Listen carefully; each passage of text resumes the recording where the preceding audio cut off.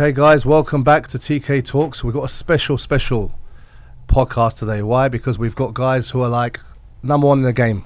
They're from all across the channel. And I've got guys, maybe you're not really familiar with them in the Middle East, but I am been on podcasts, looking at YouTube lately. Since I've been around Andrew Tate, I've seen these faces a lot. And I really did some research and I thought, well, they're in Dubai right now, let's have some talks. And actually we get along well. Why? Because we have one goal. One goal is to defend Andrew Tate's name. And I thought, if Andrew Tate's close to them, respects them, I have to respect them because he's a man of honor.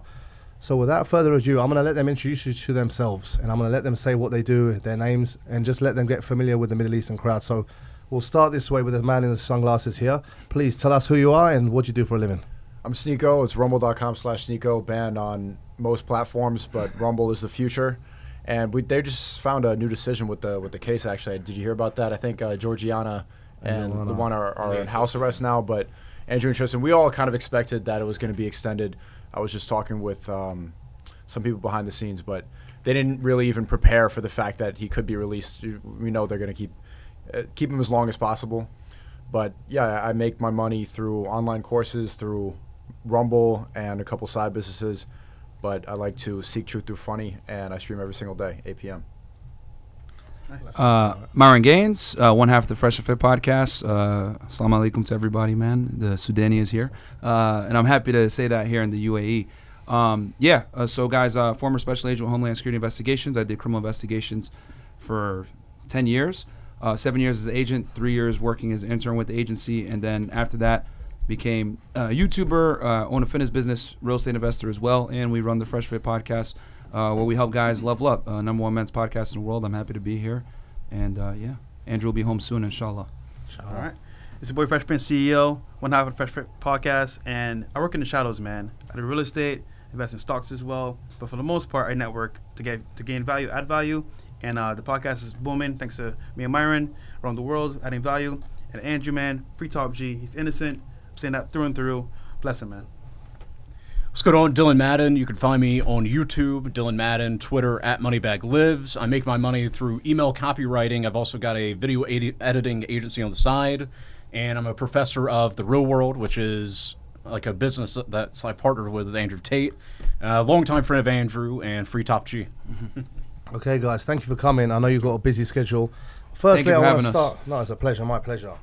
I'm new to this podcast game, right? I did it when I went with Andrew came to Dubai. I thought, let's start a new leaf. He reverted to Islam, and let's get his message out to a different kind of demographic. I've had a demographic which follow me from tweets and my sports background, but I thought I wanted to get another angle to him because I think Andrew's got that powerful top G kind of persona, but there's also a side I wanted the Muslim community to see because they were kind of judgy at first regarding him. And being a Muslim, as Myron will tell you, once you revert, your previous sins are forgotten. And in Islam, it's also a sin to judge another Muslim. Yeah, some people forget that, though. Yeah. They forget it a lot, and I've had a lot of vast debates. But before we get into all these deep topics, I think there's a lot of things to talk about. I want to ask you, what made you come to Dubai? Why are you all here? Myron, let me start with you. Why are you in Dubai now? Well, a couple of reasons. Number one, we want to support our guy, right? And I think it'd be really important as a show of unity to let everybody know that, hey, we stand with him. We know he's innocent, and we're going to let the world know that. And, everyone's attacking him. If you look on the internet, everyone is like, oh, yeah, he's a rapist, he's a human trafficker, blah, blah, blah.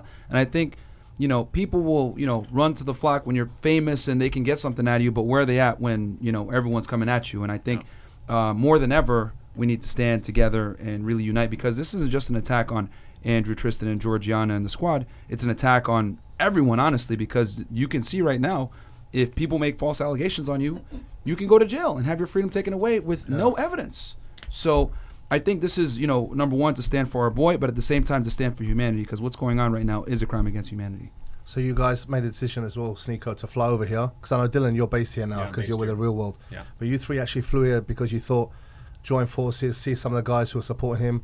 What was the motive behind it exactly? Like, what do you want to get them? What kind of message do you want to get across? I mean, did you feel like if you're limited in America, you wanted to be part of some of the team who are supporting him here? What was the cause for you to actually fly here without I mean, you could have done Zoom, you could have done anything online. You're doing strong podcasts anyway, all of you. I've been watching your things. You're defending him from far. What made you think why need to be in Dubai? I've also just, for selfish reasons, wanted to come here for a long time. It seems like all roads end up leading here, this is the future place to really be. It's not the only reason. I've actually been considering moving here a lot since I came here. It's a great place, and I like the respect that people have for their culture and their religion and the people around. But, of course, being here and keeping the reputation alive, because the amount of slander is ridiculous and mainstream media doesn't cover it, so we need to do it now. Independent journalists are the future. Nobody trusts and nobody really watches mainstream news anymore. It's our responsibility to go and keep the truth alive, because you can't expect them to do it. So podcasts and talking to people, these conversations are what keeps the positive reputation alive. Yeah, We've defended Andrew countless times, many in times. Miami, right? Yeah. And for us, it's like second nature. However, coming together here in Dubai with people that actually know Andrew personally as well, having that unity is important, because people need to see us together as one. Because what happens is, okay, you're over there, you're over here, but you guys are separate. No, we're all together. We stand united. So my thing is, like, Dubai, of course, is beautiful. Never been here myself. Like Sneako said, coming here for the first time is awesome. It's amazing. Great place to live. However, seeing you guys, meeting people in person is totally different, bro. So that aspect is amazing. You can't, it's not the same. Like, being able to shake a man and look him in the eye in person is not the same as, like, doing a Zoom call or whatever. So I think to get the 100% authentic person, you need to meet them. You need to meet them man to man, face to face, and have we had a lot of personal conversations behind the scenes that obviously we can't bring to light here, all of it. But I think that also for me as a Muslim as well, I'm working on it, trying to become a better one. Coming to a place like this brings me back inspiration. Being able to speak to people in Arabic, right, and using that old skill set that I haven't used in a very long time. Like a whole new side of Myron since we came here. He started to use Hello, brother. hello, Myron. Assalamu alaikum. Like the brother word has come out a lot more. I haven't heard him have that level of pride, and I could see him really appreciate the culture that's here. It's so different from being in Miami around a bunch of 304s all the time and around the nonsense girl boss queen thing here. Myron's like constantly in a state of balding and stress.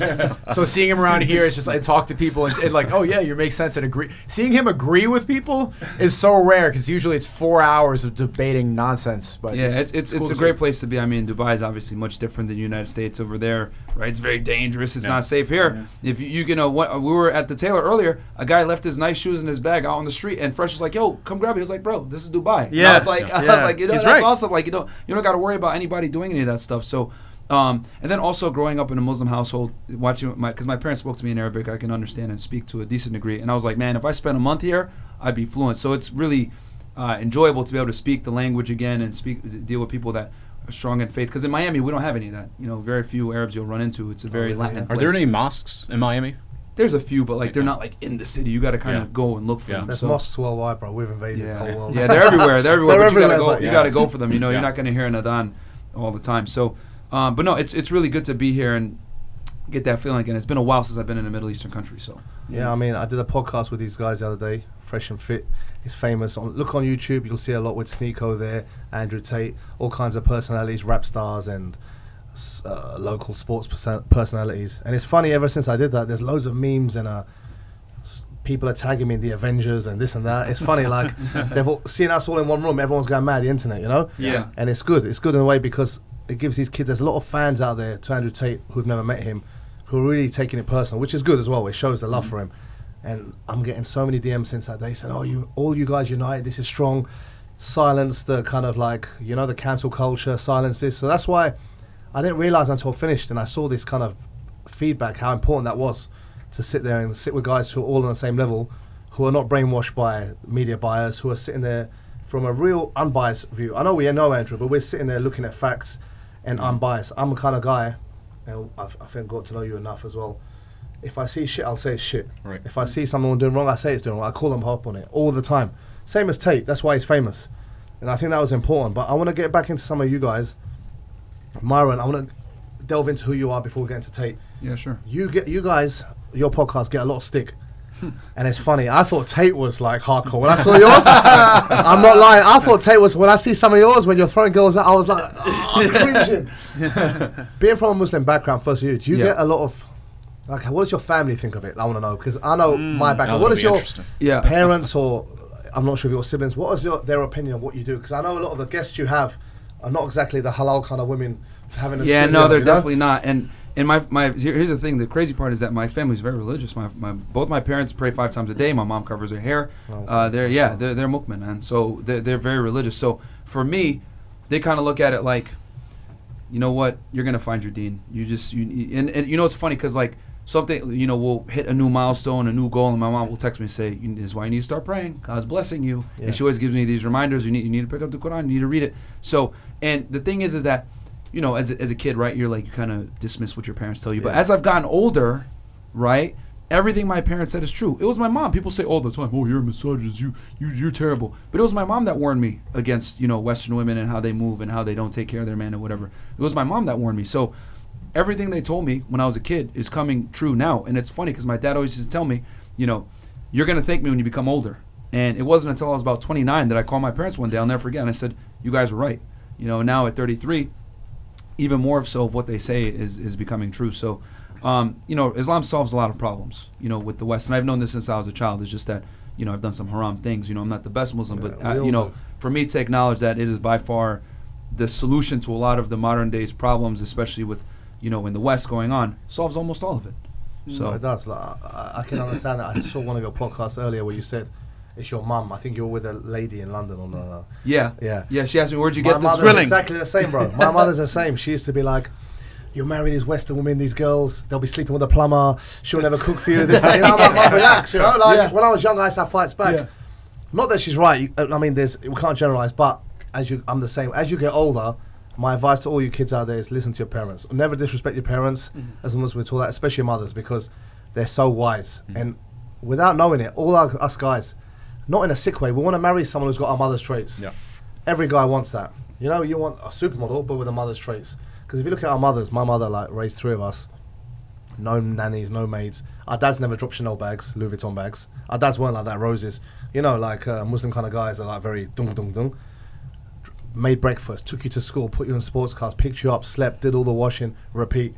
There was no trips to Maldives, yet they stayed there for the rest, I mean, with that guy forever. And I mean, not I'm saying women should do that, but we come from a generation of that, and when you're used to that, and you see women saying, I'm not going to clean your clothes, or I'm going to do that. No, who are you? You can't talk, you know? Yeah. It's a bit of a shock for guys who are raising that kind of livelihood. So that's why I saw it with you. I want to ask you as well, you guys are called misogynists. I've been, you know, this kind of new term everyone's using.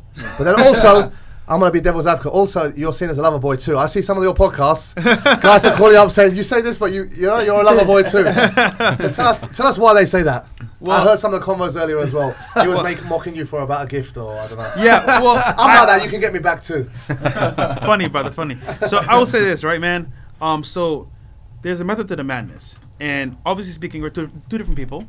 And we go about it two different ways. My thing is, it's still the same result. However, my method is a little bit more, I would say, more appealing. Because I like to say... It is more appealing. It is. I like to say, for example, you get more bees with honey than you do with fire. So my thing is like, I'm going to come into the situation harmless, but in reality, I get what I want. Now, Loverboy game, or as I said, Loverboy, is nothing more than you being a gentleman, understanding, hey, I'm coming here with a purpose. And I'm going to make sure that you're happy as well, but me too. I'm putting myself first. Pretty much, I come into it when I talk to women, for example, you know, I want to see what they're about, where their mind is at, and I give them great value. But I reserve the right to also gain as well good value back. So it's kind of like give and take, but my thing is like, I'm doing it in a nice, cool, calm, gentleman-like way. Pretty much. No, that's cool. Because first when I saw your podcast, I was like, I saw it through Tate, and I was like, damn, this is crazy. Is this normal? Or are these just like kind of, no offense, like strippers or girls who are not working girls? Yeah. But there is a problem in society. Like, I think some of your guests are like, we don't see normal. These are kind of like extreme, some of them. But there is a problem, and I think that young guys have this struggle. That's why I think Andrew Tate made a lot of waves, because he identified to these young introverted guys how to be confident. But I'm a bit older than most of you. I'm in my 40s now, and you're in your 40s? Yeah. Couldn't fool me. I'm like, yeah. It's the no makeup either, by the way. I don't do that. But I see it myself, and because I'm kind of confident, I've got experience. I was married once already, second wife now. I'm married again. I've got kids, but through time I've seen things, and if you haven't got that confidence or some of these attributes they say, like you guys push, the delivery is different. Everyone's got their own delivery, but it's dangerous because the world now, through social media, I honestly think Mark Zuckerberg is one of the main reasons why women have turned into how they have.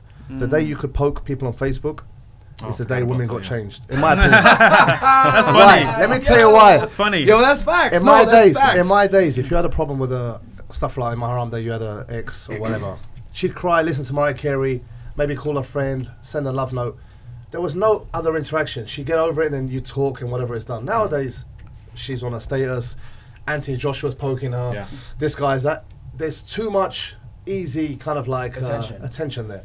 And it's got women, not all, but it's made it harder for men. And it's so dangerous where men feel insecure and kind of like paranoid in a way. And I see a lot of men. I see a lot of guys. I have a gym, so like you guys have, I see hundreds of thousands of guys coming through, and women. I see issues. They're all happy, hunky dory. They move to Dubai. The girl's getting popular. She's showing certain Instagram images. He gets stressed. He gets paranoid, and just it implodes. Yeah. They're high off of it. Yeah. They use attention as a drug, and you're right. That actually is the perfect moment when it shifted from the naturally strong man. Like you're a fighter. Fighters used to be in charge. They used to make the rules. When Mark Zuckerberg added poking, that's when it shifted, and then the dweeb nerd, that's when the revenge of the nerds, that's when they won. Because this guy was like probably not getting a bunch of attention, stuff like that. He actually made it from Hot or Not. He was in school and college, and it was just, Facebook was created off the Hot or Not app, which was Tinder before it was Tinder, just where you could rate girls, and then it gives power to people who have the internet to rate and judge women like more than guys who are naturally more masculine. So it took over, and now the naturally beta male runs the dating game. And so when you monetize attention like that, you see the results of it. And a lot of guys they're not even really aware of stuff like this. And I think that's like why books like Why Women Deserve Less are extremely necessary, because they will never have to learn. It's actually mind blowing how many women will never have to adjust their behavior or have to change until they reach the age where they start losing attention, where they can't get pregnant anymore, where they have to adjust just because of the fact that they're not getting attention from every single guy now. I go into this extensively in this book, Why Women Deserve Less. And if you guys notice, I got like 3 different, like for the letters, one of them is the S with social media, which means giving them less attention on social media. And what's happened is men need to understand is that social media has kind of come in and given women attention and validation that otherwise would have been fulfilled by men in person. So since women get it now in an abundance, most women don't respect most men. And on top of that, most women don't like most men. So since most women don't like most men, they don't need most men. And if they don't need most men, what do? They want most men. Excuse me. They only want a small percentage of men since they don't need men anymore. So what's happened is a skewing effect where a majority of the women want a minority of the men. And social media has made it where they think there's a bunch of guys out there that meet these prerequisites. But the reality is this is like the top 1 or 2% of men, but girls feel that they're entitled to this guy because they get so much attention on social media and dating apps. It used to be a girl had to step outside, be social, carry herself in a feminine, docile, attractive way to get a man. Nowadays, she could be at home, put pictures of herself, and since men are visual creatures, she'll get likes, comments, DMs, I'll fly you out, etc. And that has a huge impression on a woman's psyche. And for all the guys out there that say, well, what are you talking about? Well, let's go into a dream world, right? Let's say you made an Instagram profile, you put pictures of yourself up, and girls start DMing you saying, yo, I'll fly you out to Dubai. Yo, I got a party coming, etc. And you can go ahead and smash any girl you wanted.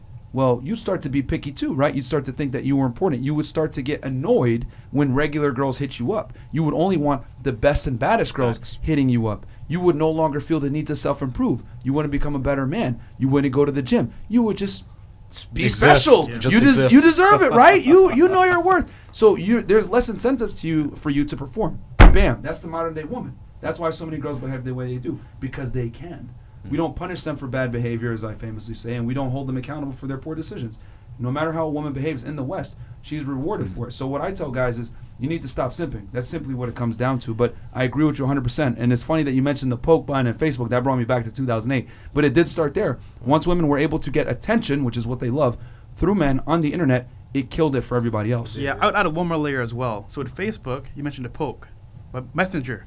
So imagine, right, back in the day, you had your wife, you guys are married, living happily, but then there's problems. You know what? Maybe he doesn't take out the trash, keep the toilet seat up, you know, all that stuff happens. She gets annoyed. You know what? Jerry's on my ass. I don't like him anymore. I'm annoyed. I'm bored. Fresh hits him up in the DMs. Go on Facebook. She sees Terry from school, you know, the guy from the gym. Exactly. And then Social before you media, know, it's like pen pals talking back and forth. You know what? Jerry's out of town. You want to come over?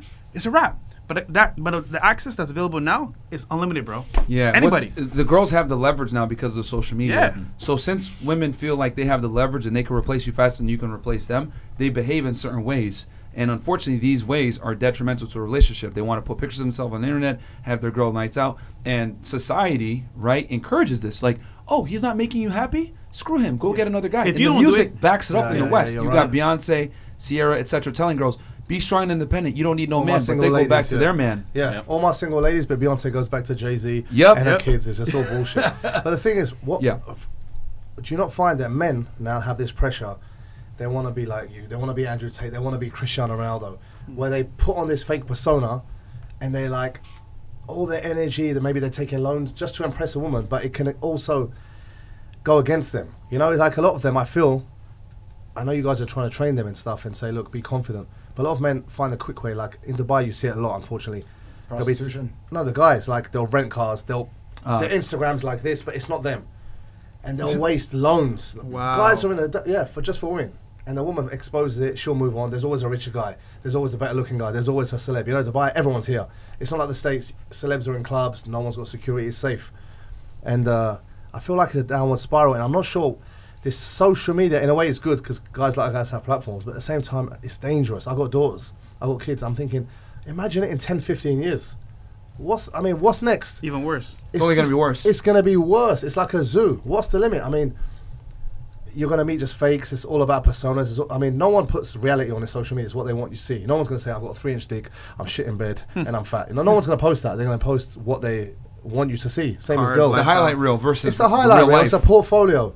And the thing is, I don't know what is the end goal. Like, in a way, I wish there was no social media sometimes. Like, it's the old ways you could have, like, the old days, you could start podcasts or certain criteria, or they should have to have, like, a curriculum to get on, or a certain ideas, or a certain age you have to pass a license, because for me, it's just getting disgusting now. Like, No, it's a funnel directly for OnlyFans now. If you, the It top, is, no, it no, is. it's not. That's not even just a joke. The top it's the truth. Twitch streamers that make money from OnlyFans, they just use Twitch to go and advertise their OnlyFans. They don't even make that much money from the streaming platform, but it's just to get those guys. We were speaking with a lot of guys today that, you know, do cam girl stuff, and they were telling us how they get the funnel, like how do they get a lot of their clients, how do they get the people to pay all this money? It's from TikTok. They'll get a girl who doesn't even speak English. Yeah. She's from a European country, and she's just there like dressing up, and then then they funnel it directly from TikTok onto OnlyFans. And you see that every kid is on TikTok.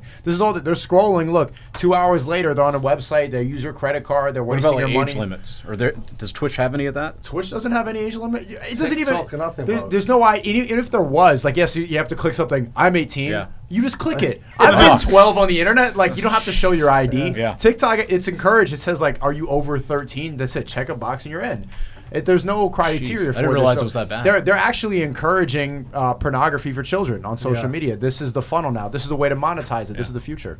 I got one thing. Like in my book, I talk about this exclusively, right? The internet's effect on women. And point 7 on page 0.6 on page 32, it goes, We should read this in school. yeah, real talk. Real quick, I'll read it real fast. It says, the internet provides a third way in which women can support themselves. Technology allowed women to earn a living through honest white-collar work. The welfare state allowed women, the people, to steal a living from the taxpayer. But the internet allows women to transact their sexuality for men's resources without actually providing sex or commitment. Welcome to the simp economy. Whether it's OnlyFans, Chatterbait, Twitch, a sugar site, etc., the internet allows women to essentially be on a global stripper pole for all the men in the world to see and throw money at. Unfortunately, this renders a significant amount of online dating to nothing more than a sales funnel to a girl's cam girl account. While women may not be that interested in men, they're interested in money, especially if they only have to provide some digital substitute for real sex and love. Damn. So that's the world that we're in now. And girls know that men's innate need for sexual access is so strong that they will do whatever they can. So what they do is, let me leverage that for some kind of compliance. And in this case, it's money. And they've been able to do that effectively over the past 2 years, especially with COVID coming in and rendering everybody inside. People are more lonely, and women are like, oh, time to make money. And I only foresee the simp economy growing. I don't see it going back because so many guys encourage it. are I blame addicted the to men. porn. I blame a lot of these simps. Yeah, because it's of the men, them. yeah. They've saturated Yeah. the market. Yeah. In Dubai, you had a different kind of simp. Like guys who had money come from nothing, like nerds or whatever. I don't like to use that word, but guys who are introverts. It's a great word. Yeah, nerds, yeah. Chanel bags. The girls won't touch him. Here's this, here's that, here's a private jet to Maldives. They don't do anything. They've They buy them ru- all that stuff. Saturate the market. So a normal guy, he could have a 6-pack, good looking, he could have everything. She's like, yeah, where's my gift? All right, you're good, but he's safe. And this is what's happened in the market here. So normal guys can't meet normal women. The guys are like, True. not all women are like that, but the majority, when they're getting Chanel bag, would you blame them? No, you can't. You can't blame them. Like The guy, for it's me, like your for me, it's example. another way Yeah. of prostitution, in my opinion. Getting gifts just to entertain a guy, in my opinion, it's a kind of a level of prostitution. At the same time, why wouldn't they do it? They're hustlers. Yeah, absolutely. Why are they not going to do it? And I honestly agree. It's not the women, it's the men who've made this. These weak kind of guys buying, like putting the women on a pedestal. Yes, if she's your wife, mother of your kids, like our mothers, there's women you can. If she's got to earn that, you know, you got. Yeah. She's got to be a good woman who's a soldier, ride or die. You don't want her with 60 booty pics on Instagram, Yeah. following 600 men. For me, the only men you're following is family members. Yeah. Yeah. Or Yeah. that's it with your husband. That's like what kind of culture I come from. People say, "Oh, you're insecure." No, it's not. It's respect. You know, there's a certain respect a woman should have, and I believe good women do that. But I think these women who have daddy issues, there's something there. They have not been raised by a real man, or guys have ruined them. Because I believe if you have a real good, strong father figure, you wouldn't be like that in the first place anyway. You know, as a woman. But Yeah. See, and here's the thing, because modern Western women say that a lot of times, you're insecure, blah blah blah. No, I'm very secure and knowing how the world really works, and Yeah. I know, right, that men give you attention because they have one goal in mind: to have sex with you. You're not that He's special. just my friend. Yeah, you know what I mean? 100%. Like, it's There's no amazing. such thing as male friends. It's bullshit. No such thing. It's the biggest lie ever. But girls will, say that to themselves Yeah. because they enjoy the attention that it comes with. Because, and we've talked about this with Andrew too. Like, there's really not much benefit to being platonic friends with a woman. Like, you're giving all the benefit. You're giving her that male energy, that masculine Security. presence, that security, etc. And you're adhering to a lot of gentleman traits by being in the friend zone, but she's not necessarily giving you what you want as a man. But so many guys don't understand their value and are okay with giving that away. You're being a traditional man while she's not necessarily being a traditional woman back to you, and you're wasting your time and resources with a girl that isn't even going to suck your dick. That's crazy. It's wild to me. I don't really blame the simps for acting this way. If you look at Twitch, they banned the word simp. You know, you can get banned just for saying that word on Twitch. You didn't know that, right? No. It's because Yeah. they encourage you. That's part of the economy. So they really are programming people. They to need men to be weak. Have you seen that recent picture with Rihanna and her husband? I think I Yeah. showed that to you in the car. Oh, Rihanna's yeah. the one leading over here, and A$AP Rocky's in the corner like Yeah. that, hugging the Yeah. baby. They want to feminize the world. They want women to be in charge, and not because of women empowerment, not because of the feminist movement, not because women have suffered for so long. It's so that they can make as much money as possible. The elites, the people at the top, the people behind closed doors, they get to go on an island and do what they want, while we all suffer and deal with this feminist bullshit. Yeah, Like, they women don't believe are- in astrology, but billionaires don't believe in astrology. It's an agenda, like Andrew says. You guys, it's weakening men, weakening Yeah. society. Because You don't want alpha male around, strong men. That too. And the other thing as well is that people don't understand, and I talk about this in the book extensively, is that women are more impressionable by nature. Yeah. And when you lie, women buy. If you tell women, instead of telling her she's a fat raging bitch that needs to change her attitude and go to the gym,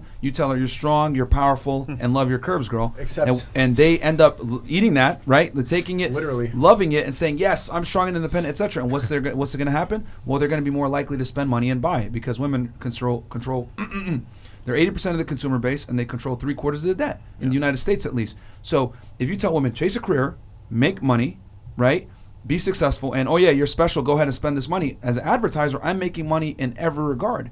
And that's why feminism got pushed so hard in the West, because when you double the labor force with men and women, well, now you could pay them less, can't you? Yeah. And you have a bunch of women chasing their career, and they complain about the wage gap, etc. But what they basically did was you increase the work market, which means now they could pay you less wages. And the days of a nuclear family where the man goes and works and raises a family, those days are done, because everything is up. And going back to what you were saying, as far as like average guys, it used to be you can be an average man and still get a beautiful, submissive wife that will take care of you and the children in the home. Those days are done, because women make their own money. And since women make their own money, they want a man that's exceptional, better than them in every regard. So the only solution now for the average guy is to level up. Yeah. At this point now in time where we are dating wise, modern society, guys that are below average or average are not gonna get much at all. However, if you level up yourself mentally, physically, financially, you're now a prize and you're now an option. But back in the day, like you said earlier, you could be a regular guy, Yeah. 30K a year, busting it. Good blue collar job, Yeah. and you can really kill it and get a beautiful girl to be by your side. But nowadays, we've had on the podcast, girls don't respect guys that are blue collar, which is ridiculous to me, because they're the backbone of society. Yeah, we have guys that are 30 plus years old, virgins, bro. When does it happen? It's crazy, bro. A So lot. imagine. Well, if you're a Muslim guy, that's the best way to be. Yes. No sex before marriage. Well, Yes. they're I know- vol I know it's cells. like Yes, Yeah. but yeah, 30-year-old in incels. the Like- Western world. But the economy, like you said, is built on simps. However, I will say this.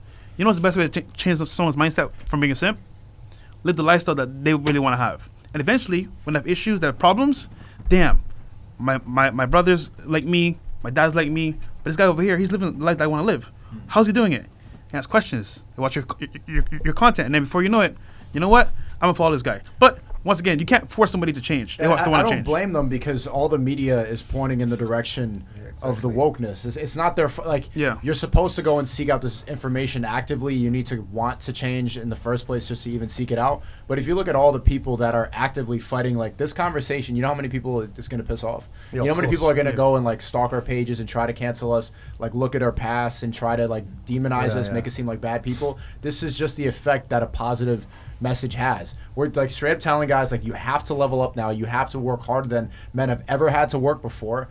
And so many people, there's probably 2 to 3 times more people that are gonna say like, oh, these wannabe alpha males, these toxic, oh, you think God is good? Like, what do you, Islam is misogynistic because like women have to cover their heads? What do you mean? That's what, I mean, that's really the effect that social media has. So you can't blame them for being simps when everything is pointing them in that direction. Yeah, I want to get into that because for them, empowering is shaking your ass, being independent, having many men. Showing their butthole for $3.99. Yeah, that's empowering. OnlyFans. Plus tax. But being backward is covering yourself, being modest. And if you speak to like a lot of Muslim men, and I remember I saw an American Sheikh Khalid Yassin once said, they were saying, why did you cover me? He goes, listen, will I give you my PIN of my bank account? Why? Because it's precious to me. Why don't I let you know my number for my safe? Our women are pearls, our diamonds. It's for our eyes only. Why do we want to portray to everyone else? Good point. I'm the really good. Before I even started getting deep into this, I'm the same. Like, it's not, what's the word they use? Oh, you're misogynistic? No, when you're really, you're territorial about a woman. Possessive. Yeah, or controlling is the other stupid one. It's not, we see it as ours. For me, she's for my eyes only. Dress up for me. Well, possessive doesn't have to be a bad thing. Well, there's a good version of it. It's called protective. It's how they say it. It's how they say it in a way you're some psycho Ted Bundy. Negative. But for me, when I see guys letting their woman pose in bikinis on Instagram, she's everyone's girlfriend. If someone doesn't like that comment, that's everyone. Everyone's seen it. What's precious for you? Yeah. You know what I'm saying? So when it's your wife or the mother of kids, that's for you protect. So when we say cover, it doesn't mean we don't say you have to do this and the whole thing, the niqab. We're saying privacy, don't post her a lot. It's for your eyes only. And they think it's a bad thing. So the West pushes the agenda. That country's backward. They're making women cover all this and that. The Muslim world, the hijab, the husband. They think women don't choose to do themselves. They choose to in this region. So they're pushing this agenda where shaking your bum, being independent, going out, being wild is good. So I've noticed that in the media a lot. And it is creeping to the Middle East. You'll be shocked. It's creeping. Wow. It is creeping. Yeah, no, it is. And I'll say this too, because women tell me this, as you guys know on our show, they come in, oh, you're controlling, blah, blah. I tell them, no, I'm not controlling. I'm in control of my life. And the girls that I let in are not hoes. Here's the thing about the West. Girls want to dress like hoes, talk like hoes, suck a bunch of dick, behave like a hoe, but not be treated like a hoe. And the reality is, if you behave a certain way, you deserve to be treated that way. Yeah. You can't run around in a hooker's uniform and get mad when someone thinks that you're a hooker. And what women don't understand is they want to be able to show their ass on the internet, be promiscuous, etc., and get the same respect as a girl that's modest. And the reality is, as a woman, you must preserve your value. And girls don't understand you can't have it both ways. I agree. Like your terminology. These guys know I'm not used to it now because I'm like, oh, my bad. But no, it's cool. Let's keep it real. But I agree. There's many, and I want to reiterate, very good women there. And I know many. I've seen many. My friends are married to. I'm married, I've got daughters, and I'll raise them as princes and knowing what's good and what's not. But you're right, there's a certain criteria. There's women who portray a certain image and they wonder why I'm not getting that. I mean, you've got ex-porn stars in America, motivational speakers, like, what's that Lebanese one? Yeah, bro. Bro, for me, it's stuff for like, it's shocking to me. Like, who are you? You're a porn star. Yeah. I don't call it star, you're a porn actress, whatever. Like, that's the lowest of all low. Yeah. And you're trying to give motivational speeches to kids. Are you mad? Like, it's like a drug lord doing it to a man. Yeah. You know what I mean? It's the same thing. Like, I don't want to like applaud it. I applaud hard work, like you said. Blue collar for me is hard work. I used to see labour workers when I was younger, black cab drivers in the UK. I respect a man who works hard for his family. I don't care what house he has. If he's working hard and his kids and family have food in that fridge, that's a man. Respect. But they don't appreciate that more. They want to see the man with a first-class flight tickets or the nice cars. Ferrari. It's good to achieve that as men, but you shouldn't achieve it just to impress a girl, in my opinion. Yeah. Do it for yourself, and she should respect you, whatever you have. And it's hard for men now. That's why I understand. Before I didn't get your language, I was thinking, what's this all about? But I get it now because these men, if they don't level up, bro, they're going to be left in the gut with nothing. Yeah. With nothing. And I see it now. I mean, in the gym, you see it more. Women are coming, looking good, training. They're looking for the buffest guy, but then the guy's got no money. I'll go for that guy over there who's got the money, the sheikh here and there. And I'm thinking, these poor guys, like, when can they win? You know what I mean? Like, you're part of this real world. And, you know, like Andrew, I've known him for many years. And he tries to make men level up. He gives courses on what to do. And, like, can you tell us, majority of your clients or members, are they kind of like introverted kind of people who come on there, like to start seeking confidence or what? Yeah, so a lot of the students I've got in my own campus, I've got about 90,000 students, which is a lot of people. That's a lot. And I've brought in a bunch of people to help me manage and all that, but I'd say I've got a lot of kids that are like 14, 15, 16, super introverted. They have no idea of how reality is, obviously. And so for me, I'm almost like an older brother to them. But then I've also got a range of guys, 21, 22, 25, super introverted, don't understand how to control their mind. They don't understand the value they actually bring to the world. So a huge part of my job, one, is fixing their mindset, because like Andrew fixed my mindset like 5-6 years ago. So helping fix their mindset, teaching them how to speak better, because I used to stutter back in the day. Posted a video on my Instagram the other day. It was so cringe. Like hearing my old self talk, but I was like, no, I've got to show people. But I used to speak terribly. I was super introverted and all of that. So I can relate to those kind of people. So for me, a lot of it's teaching them how to speak properly, how to breathe properly, fixing their mindset. And then we get into the money side, because that's the only way you're going to achieve anything in this world is money. So teaching them how to build up a skill, whether it's video editing, whether it's email copywriting, literally anything. I've got like, 28 skills right now that we teach. And I teach you how to sell it. Then I also have, like, let's say you need like $500 this week. Maybe you're under 18. I also teach you how to do flipping, because that's how I used to make money back in the day. I've got some other side hustle courses, and then I create a support network around like resources, various chats. I bring in other experts to help as well that I've personally trained. So I've basically got everything covered within my campus. There's other campuses as well, like in e-com, crypto, copywriting, but for me specifically, 5-6 hours a day, bro. Like I'm talking to people in the chats. I've got something called Ask Dillon. I do 2 to 3 lessons every single day where I record video lessons for people. And yeah, it revolves around, they are introverted. They aren't very confident in themselves. So I'm giving them that voice, teaching them how to speak, fixing their mindset, giving them the skills. And then from there, they start getting money. Like I've got a 14-year-old kid who makes, $1,500 a month. Wow. Literally cutting grass. He was about to quit. I was like, bro, let's talk. And I got him in the DMs. We started talking. We put together a plan. 14 years old, making that kind of money. But when you part of this, like, I want the audience to know, you do that just to, all of you guys, when you say level up, to level up the man just for life itself, or for the due reason to get a woman? I mean, what are you trying to do to level up just for society itself? Yeah, I mean, for me, I used to be like 275 pounds. I was a loser, couldn't get laid, couldn't do any of that. Like I was like a complete different person. So for me, I killed that version of me, became who I am now. Like Andrew calls me Moneybag Madden. I became that guy. So for me, a lot of my inspiration and motivation is like, if I can fucking do it, I don't know if I can cuss. If I can do it, okay, if I can fucking do it, you can too. So that's like a huge part of my quote unquote job as far as you want the men to just level up, be individuals, be better individuals for your family. Not doing it for the cause of getting a woman. I don't even do that's it. the wrong strategy. It's about your family. To tell a man how to train friends. to get a woman. I think that's the wrong way. I think just making a man stronger and better, he'll learn himself how to get. In my opinion. Yeah, it's not about the girl thing. In my opinion, that's a byproduct. Like I've got a very good lady in my life, and it's because I'm a high value guy. I've built myself. So that's a byproduct. You need to be focused on building yourself as a man, building your mind, building your body, building your skill set. And being a beacon of positivity for the people around you, like your family, your friends, etc. And then all the other worldly stuff comes to you. So that's, for me personally, what I think you should be building the success for. What about you, bro? Yeah, it's very similar to what you're saying. My thing is more like, okay, cool. If I'm going to live this life, live the best life possible. And how can you do that for your family and yourself? Work on yourself. Like I said, like I mentioned earlier, fitness, mindset, as well as money as well. You can actually be a foundation for your family. Now, that being said, obviously you want girls. However, if you put this first as your purpose, become better man, by default, you're going to attract women to you, 1. And 2, when you go to talk to a woman, they respect you. The biggest thing that was respect, because most girls don't respect most men. So that's my big thing here on that. Yeah, I mean, I won't be as nice about it as these guys, I guess. They've said it very politely. I tell guys, you got to get the money, get the status, get in the gym, be more attractive.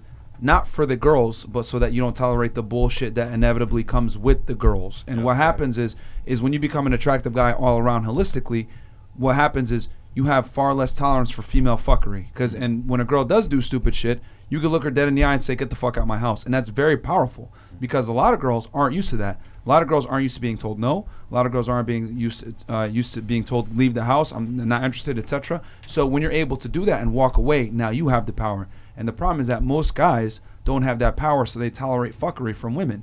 Yeah. So I tell them, become successful, be the best man that you could be, so you pick the girl versus she picks you.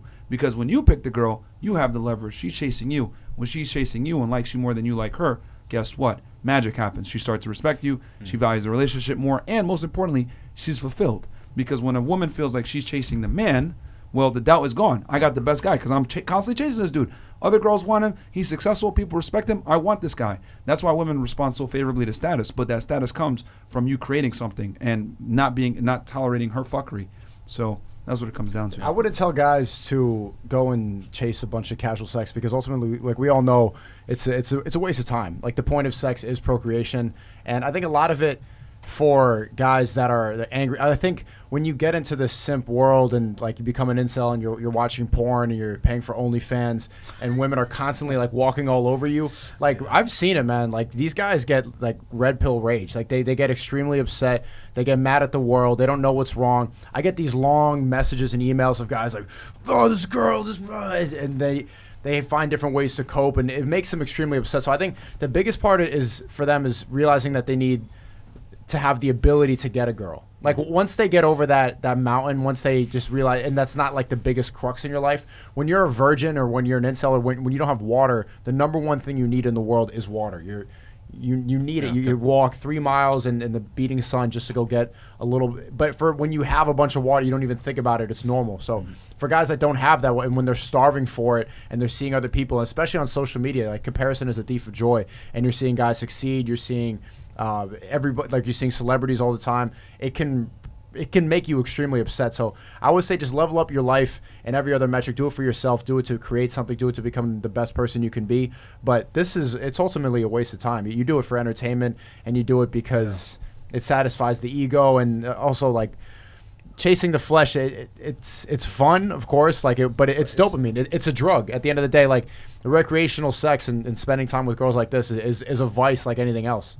100%. Like, I had my haram days, and for me, I call it the hour after shower. They're all the same. Like, she can be a Megan Fox or whoever's popular now. Everyone's going to get used to it. It's like a car. You have a new nice car. After 2 months, you want a new one. I think the main aspect for me is faith and being content as a man. You should be content with your life and know your goals in life and your purpose of life. And hence why I'm very close in Islam, because you're going to be a headless chicken. You're going to be running. There's always going to be a woman, more money. There's always going to be a guy. Then you become very competitive with other men. I want what he's got. I want to be him. Like, I see a lot of these YouTubers trying to cuss the Tates now. One guy, I don't know who he is, saying he copied me. I saw some guy from England saying Tate. I don't know who he was, but like, everyone's jumping on the bandwagon now. It's funny, but that's just human nature. For me, I honestly believe, I think, Myron, you could be massive in the Muslim Ummah as well if you brought like that faith aspect to it, because I think that a lot of these guys, you could teach all of this, but still, for them to need that in the first place, they've got something there. It's like a want-off. They need someone to be around them. These kind of guys have that little weakness. It's not a weakness, it's just kind of introverted thing where they'll get to that point, they want to know what's next. Yeah. What's next? You see a lot of celebrities that have the women, the money, the fame, yet they commit suicide. Yeah. You think, why? Why? You're a celebrity. They have these mental health issues, and I feel bad for them, but they don't know the concept, what's next in life. They can have the Solomon Gomorrah orgies, bisexual, this sexual, asexual, whatever. They have the women, they have the private jets, they have everything. Everywhere they go, they're like sun and grass, but then they're still not happy. And they're not content because they don't know what the purpose of life is, in my opinion. Mm-hmm. They think, all right, I've achieved everything, what's next? What is private jet done it?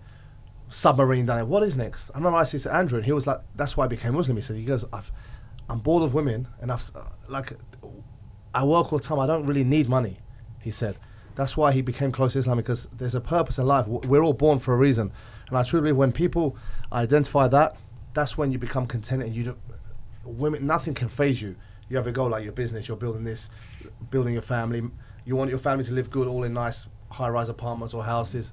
And in my opinion, until you have that faith or consensus what your purpose in life is, you'll never be truly grounded, in my opinion. I think every soul, whether it's Christianity or Islam, but until you're truly convinced of a creator and there's a reason why we're put here, this creation which is so powerful. I mean, they made us have a nose over our lips so we can smell, elbow joints so we can bend and pick things up to eat. Like, it's so perfect, the creation. It's not from Big Bang.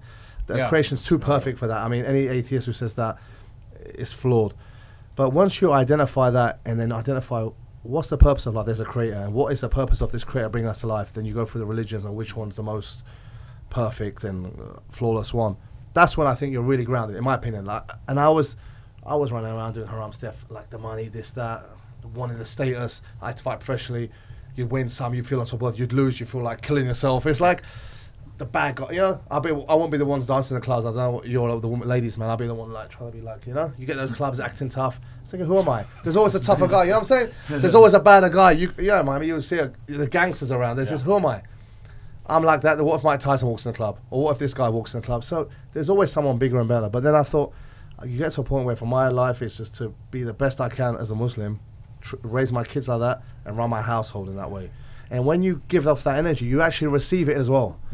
And I know what you're doing. You guys are doing a great job. I think when you're also around that kind of crap, it's around you as well. It pulls you in somehow. That's why I stopped clubbing. Do you think that you need to get it out of your system? Because everything you're saying I agree with. And I still know that I'm going to leave this podcast and commit more haram. Like, I'm going to go and actively chase more casual sex. I'm going to go stand in the club. But I'm going to have a drink. Time, like, it's same thing. Like, you said that you've committed haram in the past, and Andrew, he reverted to Islam after becoming bored with women. And after getting all this money and after chasing all this stuff. And now it's like, okay, what else? Now I guess I'm going to have to find my faith.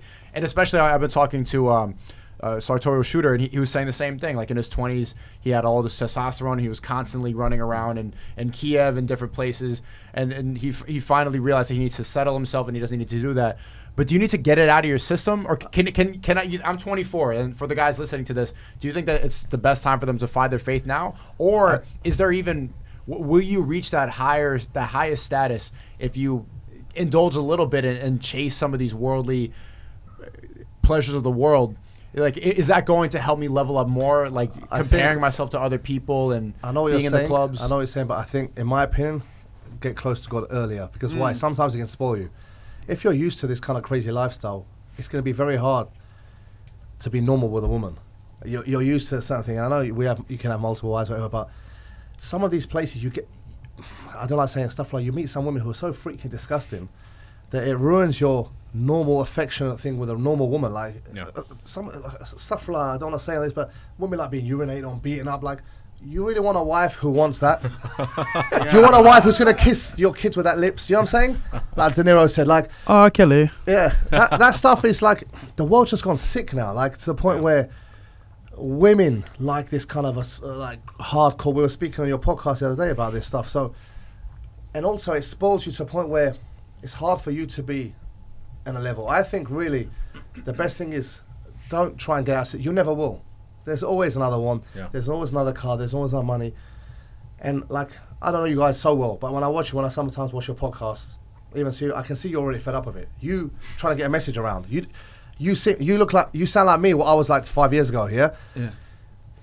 But at the same time, you're so angry because you're in Miami, so you're like Tate used to say, it's godless. But at the same time, I honestly believe when you live that whole life, it attracts that good energy, and you'll find what you need. Look, as Muslims, you're allowed 4 wives. God knows how we're built as men, what our instincts are. That's why it's like that. But would the show be as entertaining if we weren't engaging in debate like this, if it wasn't upsetting, if there wasn't an emotional aspect, if everything was positive and we're sitting there with all these women and we sit around and do a prayer, is anyone going to want to watch? It makes it better to watch and want to take the Sam Smith can say that though, can't he? Sam Smith can say the same thing. No, but he doesn't like the negatives. The negativity. Yeah, but then it's like there's no limit. Yeah, I see what you're saying. You know, like this. If we're gonna chase that entertainment, what's next? Like a gay orgy for kids. There's no limit to it. Like, you become an actor. Yeah, you become that. For me, a rabbit hole. Yeah, for me, like honestly, you guys are charismatic for a reason. Whatever you do will be successful. Whether it means, like for example, on Myron, you guys, your reach starts channeling guys to level up. Also looking for God, it'll go boom. The real world too. Yourself. It takes people like I get DMs. I'm not even like in that celeb influencer world. Mine's a different kind of angle. But my DMs of like, since you're one, I'm getting guys, send me the Quran, send me this. I love what you said. I used to hate Muslims. I think Christianity was because, but now I see how, it's not an offensive way, the Christianity have like delved away from religion and accepting everything. I've been speaking a lot about that. Say, we'll go over this. But and I'm like, wow, like people are lost there. They're thinking, and it's a never-ending hole. I've been there, bro. It's like, when you truly believe there's a creator, and when you truly believe, and I know for a fact, what is meant for you is meant for you. Myron could be a billionaire tomorrow. I could be broke tomorrow. That is, I know it's from God. I'll work my hardest to be what I can. But whatever's meant to be will be. When you are meant to die is when you're meant to die. That day's written. Whether it's cancer or a car crash, a plane crash, a heart attack, that day was meant for you. Who you're going to marry, how many kids, whatever. Once you know that, you're content. Whatever I do in my business, I know I've done my best. I'm working. If it's going to come to me, it's going to come. It's not, it's not. That's a good point. And that truly is, once you have that contentness, bro, nothing matters. I swear to you, like, bro, some girls think I look like Shrek, but I got women like that. It doesn't mean, it's not like it's charisma. You've got the charisma, you've got the confidence. It's easy to have the women.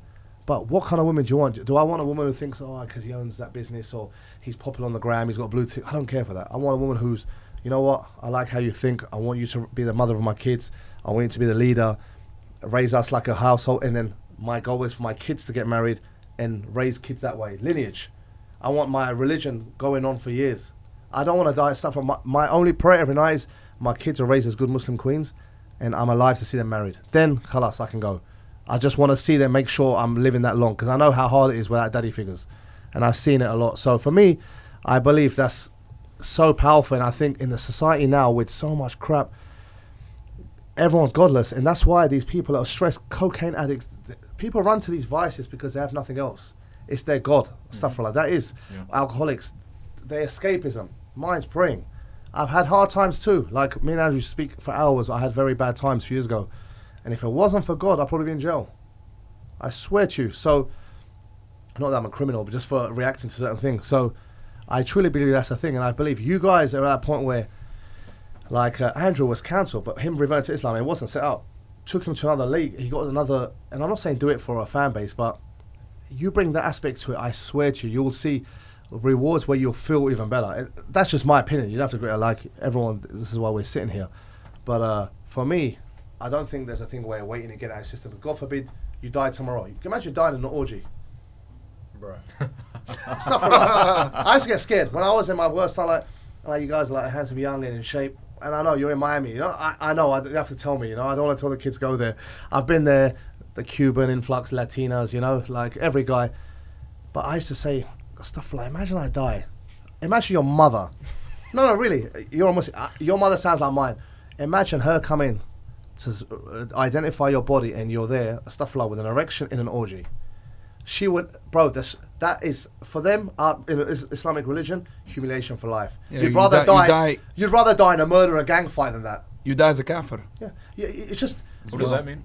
Non-believer. Like, non-believer. I don't know, but it's just, what way to go? And I used to think that, imagine this life, imagine, God forbid, I die in that. You know, so you never know, tomorrow never comes. I could leave now and die.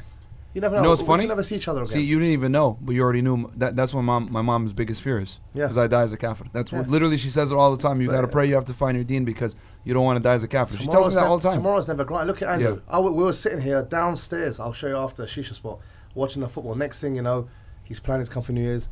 And between us, he was planning a mega boxing fight. We'll speak off the record. Yeah.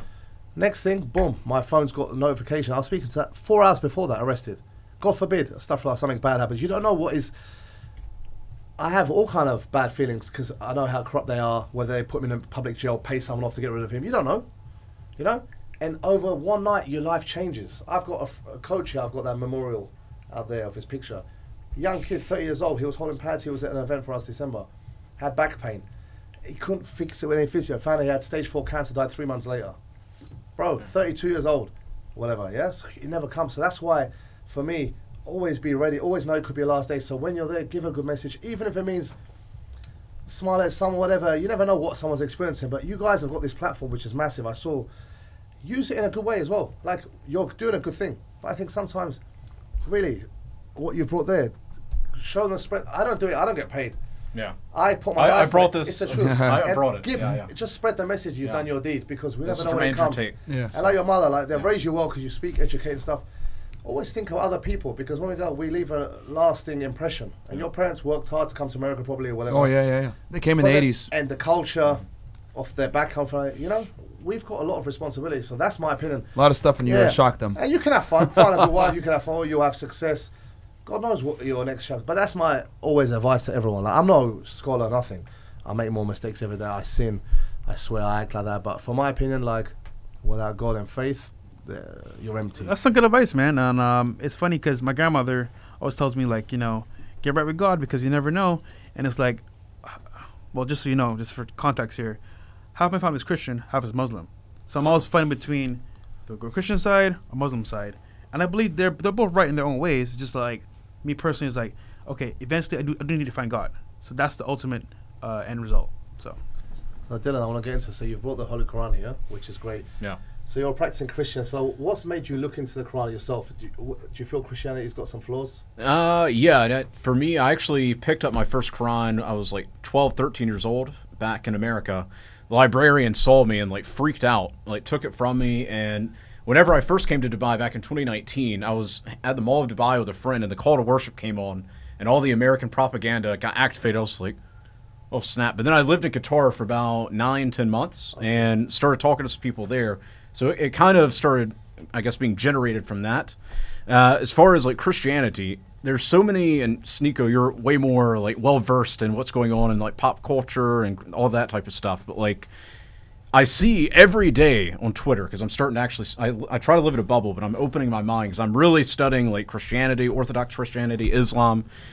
It seems that Christianity and Islam are really the only two solutions to guide the world back to where it should be, onto the right path. But it seems that Christianity is starting to fall. They believe too much and turn the other cheek, and they're becoming a little too welcoming, open to just anybody. So open, in fact, that now they're becoming a part of the world.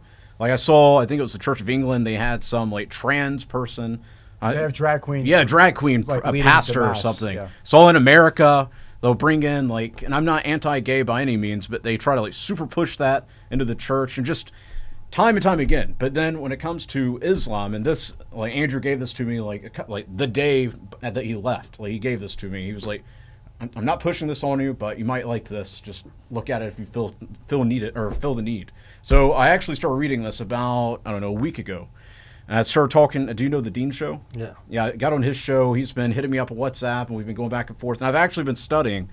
And Islam seems to be, and once again, I'm like you were saying, I'm not a scholar either. I'm literally just studying. It seems to be one of the only things that gives you not only this, but then what is it called, the Hadith? Yeah, Hadith. You've got all these frameworks. Life, yeah, it's got all these frameworks. So you know exactly what to do every single day. It's very structured, and I don't know enough about Islam, but it also seems that for the most part, Islam is very like, this is what you need to do. But then compare that to Christianity. There's like a million different denominations with all these different Bibles and all that other nonsense. I think Christianity, originally we call it people a book, but it tampered a lot. Like you had the New Testament, written by it's Romans, revised all the time, but written by people who never met Jesus. You know, like if you really look at, I don't want to. This is all respect. As the prophet, peace be on him, told us, respect all if they're in your land, let them have their temples. Always, it's disrespectful to this any religion. I'm just saying, the Bible was changed, tampered with. And this is why Allah brought Prophet Muhammad, peace be upon him, and the Quran is this final seal, untouchable. It's a miracle itself, the Quran, because in the Arabic language, if you understand it, it's written in such a high texture, you can't match a sentence. It's a challenge this day, match a verse. And why Islam's so special, because like you said, the Hadith, there's sayings of the Prophet Muhammad, peace be upon him, how he lived. And it's not just a religion, it's a way of life, how to make money, how to look after your family, how to eat, drink, how to wash, to clean, the cleanliness, everything. And there's miracles like, how would you know 1,500 years ago? I mean, some of the things he said, like, there'll be a time where the barefoot Bedouin Arab will have the highest towers in their land. Yeah. This was at a time when Arabs weren't known for innovation. It was the Persians and the Romans. How would he know that? People will arrive to masjids in square boxes. Cars, how could you know that in those days? The Quran describes the embryo. The ultrasound, when was it? In the 70s or 80s it came, the ultrasound? How would a book 1,500 years ago describe the design of an embryo? So there's miracles in it which it's hard to say. The Prophet said one thing also, peace be upon him. He said, there'll be a time when a rumor or a story will come out in the East, and by that same day it will be in the West heard. In those days, Miami to like, I don't know, Florida to Orlando is the same place. Miami to say Texas. The internet would take 7-8 days to get to. Yeah.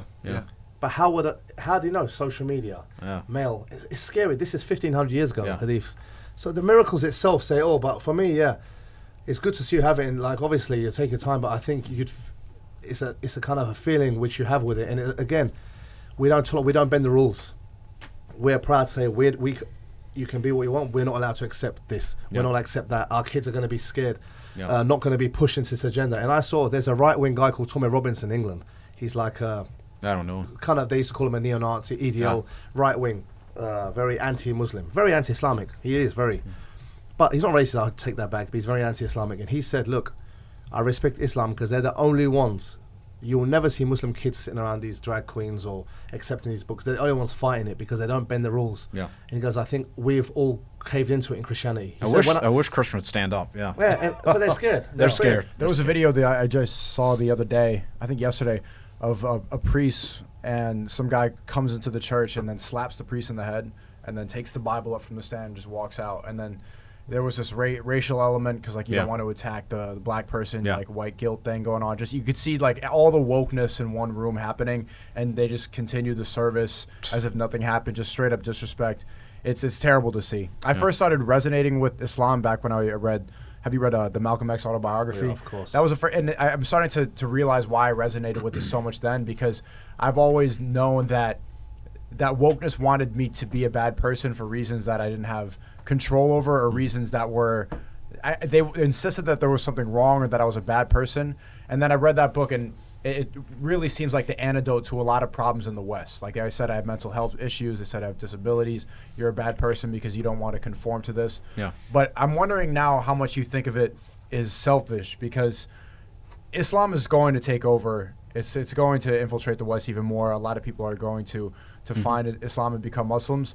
And I'm thinking now, my struggle with it is the faith and the choice, because strategically it makes the most sense. The community is strong. Muslims always defend each other, and you want to be part of a call. You want to be part of something that's going to win. You want to have that support group behind you.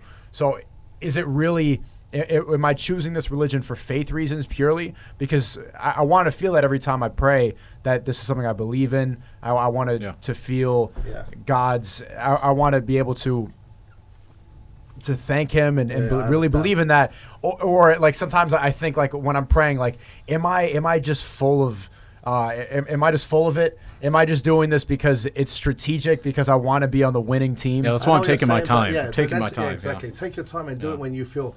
Never revert for people, or you think it's super. Never. It's like when you meet a woman and she's going to marry you. She shouldn't revert for you. She shouldn't just do it because he's my husband. She do it for herself, because you'll be judged. But once you read more and look at the miracles and the hadiths and the things the Prophet predicted, like when you see that, it's impossible to deny it. It's scary. If you look into the facts, scientifically backed things the Quran has stated, the Prophet, peace be upon him, has stated, and society now, like all these are signs that the Quran and the hadiths are predicted. Like, let's be honest, in the West, I love the West. Like, I was raised in England. We all, like, it's gave up opportunities, but imagine 50, 60 years. It's the Middle East is where everything will be. They used to laugh and call us the Dark Ages, and it's all reversing. You know why? Because society is structure here. You can leave phones out. You can have money that. Have you seen police walk in the streets? Never. No, not even once. It's not like there's police that hitting you. 2 months. Police. I've never seen a police attack anyone. It's the Sharia kind of law, the respect, the honor, the deterrent. And people say, oh, you get your hand chopped off and these are punishments. They're not. Even Islamically, and through the history of the Prophet's time, maybe I think 2 or 3 in history occurred. It's a deterrent. So if you were to say still, and you went across the judge and said, look, do you repent? And said yes, he let you off. Really? Yeah. It's not like, I thought that was like an every week thing. And there's also ways to it. If you're someone who stole it to eat food or you're poor, you're let off. It's not like they make Islam in a bad way. Like savages or something. Even being caught. Why do you think there's 4 witnesses to like zina or adultery, sex before marriage? When would you ever have 4 witnesses unless you're a porn star? You wouldn't, would you? It's a deterrent. You see what I'm saying? People say, oh, it's a deterrent. It's to say, look, this is how bad. Allah always gives you chances. You've made a mistake, repent. You'll never see 4 witnesses unless you're Mia Khalifa. You're not going to. So these things that people take a literary shop that is, these are deterrents to say stop doing it. And there's always ways.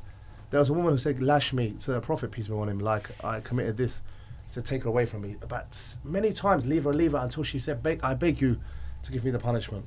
So the Prophet was like, listen, these are stop it. So it shows the mercifulness of God as well. People always make it out like we're evil. Yeah, we don't tolerate stuff. We don't, but at the same time, we're very, God's the most merciful. You know, it's in Arabic, he's the most merciful. He's the punisher, but the most merciful. So whatever you do, you're going to make mistakes. You'll become Muslim, we'll always sin. But as long as you have that faith and just believe, it's just the best thing. You have that protection because you never know when tomorrow comes. Yeah. You know, that's my advice and stuff. But look, I don't want to get too much religion because I think he's thinking, look, I've got to go back to Miami to my hot chick and I'm joking. But on a serious note, on a serious note, look, we're all here. I saw him scrolling on Tinder in the middle of that conversation. Yeah, I don't use Tinder. You use Tinder. Haram. Look, but you're not married. Look, we're all men. Look, it's not even worth judging. Guys are going to do things with men. It's instinctively there. Women are supposed to be the one who cares, looks after the baby. Men are procreation hunters, fight, eat. I mean, look, we're cavemen with mobile phones. That's all we are. Take away these phones, I would have just got a horseback, killed someone, took his woman, horseback, gone back. That's what we did. Yeah.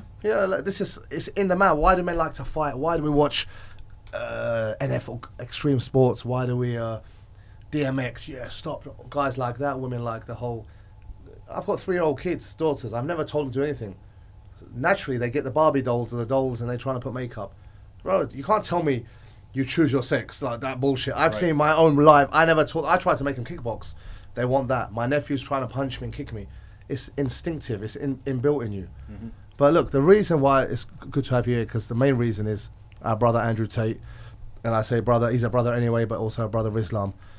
Today, let's do some updates. We're all here to support him anyway and fight his cause because we feel the media being biased. They are. Yeah. That like woke crowd. They're trying to ban us, trolls, trying to assassinate our characters for defending him, which shows they're scared because they know it's true, which happens to people when they're kind of influential. But only hours ago, it's Tuesday today, we found he was further detained. They didn't release him, but his assistants Georgina and Luana have been released to house arrest. Georgiana, which is at least something. It's a win. It's a win in a way. Yeah. But and Georgiana is fantastic. I met her in person. Oh, She's a good person. Very good person. Yeah. And what I'll say is, and again, no further evidence has been provided. Yep. So just to update you, it's the same no evidence. Yep. The same 2 alleged victims who've been exposed online through WhatsApp messages and making a whole setup, which is shocking to me. They're still inside. Again, the guys could easily be on bail. They could be under house arrest, the same thing. I think they're keeping him there so he can't speak to the world. He can't Actually, expose the world. And the thing is, what I want to say is, what do we think is going to happen? Because I've never seen corruption like this in a European country, like so public. It's scary because there's no evidence. 2 of the alleged victims have come out and said, we're not victims. The judge has said they're brainwashed. Yeah. The 2 victims left have been exposed on WhatsApp chat logs saying it's a setup, acting. One of them has a bad background. It's coming uncovered now. 4 times falsely accusing men. Accused of men. 4 And times. I've heard, I don't want to expose it yet, but I'm hearing on the grapevine on many different forums of one of the guys have been jailed for it. Yep. Another guy. Self-deletion. Self-deletion. Self-deletion we're hearing, and many instances that shows me this woman is not right. And any court in the world or any prosecution would see, wait, let's investigate her because she seems like she does this for a cause. Not a credible witness. Not a credible witness. Yeah. Yet they're still being detained. Like, what's going on? What do you think is going on? What is this? Well, I mean, someone that has experience actually investigating human trafficking. I mean, there's no human trafficking here at all. And I did it at the highest level, at the federal level in the United States, where we have some semblance of rule of law. Of course, there's always corruption everywhere you go, but I would say the United States does a fairly good job of going after corruption. Now, with that said, with this human trafficking investigation, I mean, it couldn't be further from the truth. These women had one of the girls, right, one of the accusers, the one that said that Andrew raped her or whatever, she had been living at the house for weeks. And she was jogging every day, taking Ubers, going to the grocery store, getting her own food because she insisted on exercising, taking the dogs out, etc. Tell me how you're being trafficked, but you're going back and forth to the home. Tell me how you're being trafficked and, raped when you're staying at the home and, having consensual interactions with them. She did an interview with Vice where she said herself, oh, yeah, well, it was consensual and I enjoyed it and everything like that. But, it was because I loved them and whatever, which to me is a very scary precedent. So now you're saying because your feelings change, you're going to go retroactively withdraw consent. This is really the times that we're getting into where women will sit there and lie because they feel a certain way. And the reality is what she didn't want to say is because she didn't get her 200,000 euro that she wanted, and she didn't get her YouTube and TikTok career propelled through Andrew's help, because he was like, no, I'm not going to do that. And she just was like, you know what, let me make a false accusation. And then the other girl she made that's trying to put this stuff on Tristan, you know, she had done this 4 times before, you know, and then the next week after, you know, they left Romania allegedly after being trafficked, why are you in the French Riviera hanging out, you know, where it costs like 10K a day, you know, driving around in Porsches and Bentleys with Rolex watches on. Like, what are you talking? How did you guys get this money all of a sudden? How weren't you guys just trafficked? That doesn't make sense. Shouldn't you be going to a therapist or a center or seeing some family after being trafficked in such a horrific experience? It's all a lie, and it's amazing to me how all this exculpatory evidence has come out, and in the United States we use that to refer to evidence that shows that the defendant is innocent. All this evidence has come out, but it's not being like put out by the mainstream media. You know, and people say, oh, you guys are just clout chasing, whatever. Well, we have to put that out because mainstream media isn't putting it out. You know, I don't see Fox News reporting on this at all, or CNN. They just keep saying, oh, yeah, Andrew's being detained for human trafficking, but they don't want to talk about all the evidence that's coming out that's showing these women are lying. The WhatsApp messages, the fact that this girl had a financial incentive, the fact that she was free to go at any time, the fact that the home video camera footage shows that they had left the home to get some Uber and then come back in. They're dancing on TikTok in the house. The night before they arranged the race. You know what I mean? It's incredible how much evidence there is to show that these women were clearly, conspiring. I mean, hell, on the WhatsApp messages, we could sell this to Hulu and Netflix. This is crazy to me. You know what's funny about this as well is that people think this is a war on Andrew and Tristan, right? It's not. Masculinity. It's a war on men. Because this means, for example, these guys here have status, have a little bit of clout, obviously influence, but the average guy, how do you fight this? You can't. And all the evidence is there showing that they're innocent, but unfortunately, they're in Romania, which is corrupt itself. That being said, us as men, us being here together is a start. But in reality, how do we fix this issue? Because right now they're still in jail when they shouldn't be in jail. So my thing is like, we just got to keep pushing the message out there, but how do we even stop this? I mean, what do we do? Bigger than just a war on men. I think it's a war on truth. I think that they were the ones who were exposing the truth about the world. And if you see that beautiful women love the message that Andrew and Tristan were spreading, they're like, I want to find a man that's going to protect me. I want to be in the house. I want to raise children. They don't clip I that like stuff, this fact that they're bringing back traditional masculinity, and this is exactly what my dad was talking about. It's for it's just a positive message in general. It's not. I don't think it's men versus women. It's a perfect example of how they're trying to push this one specific narrative, not because they're trying to single out men and women, but like women suffer just as much as men if men are weak, because they don't want it to be with the weak man. It's just a war on people. It's a war on truth. It's more control. It's more power for these people behind the scenes that want to push one specific narrative. And here's the other thing too.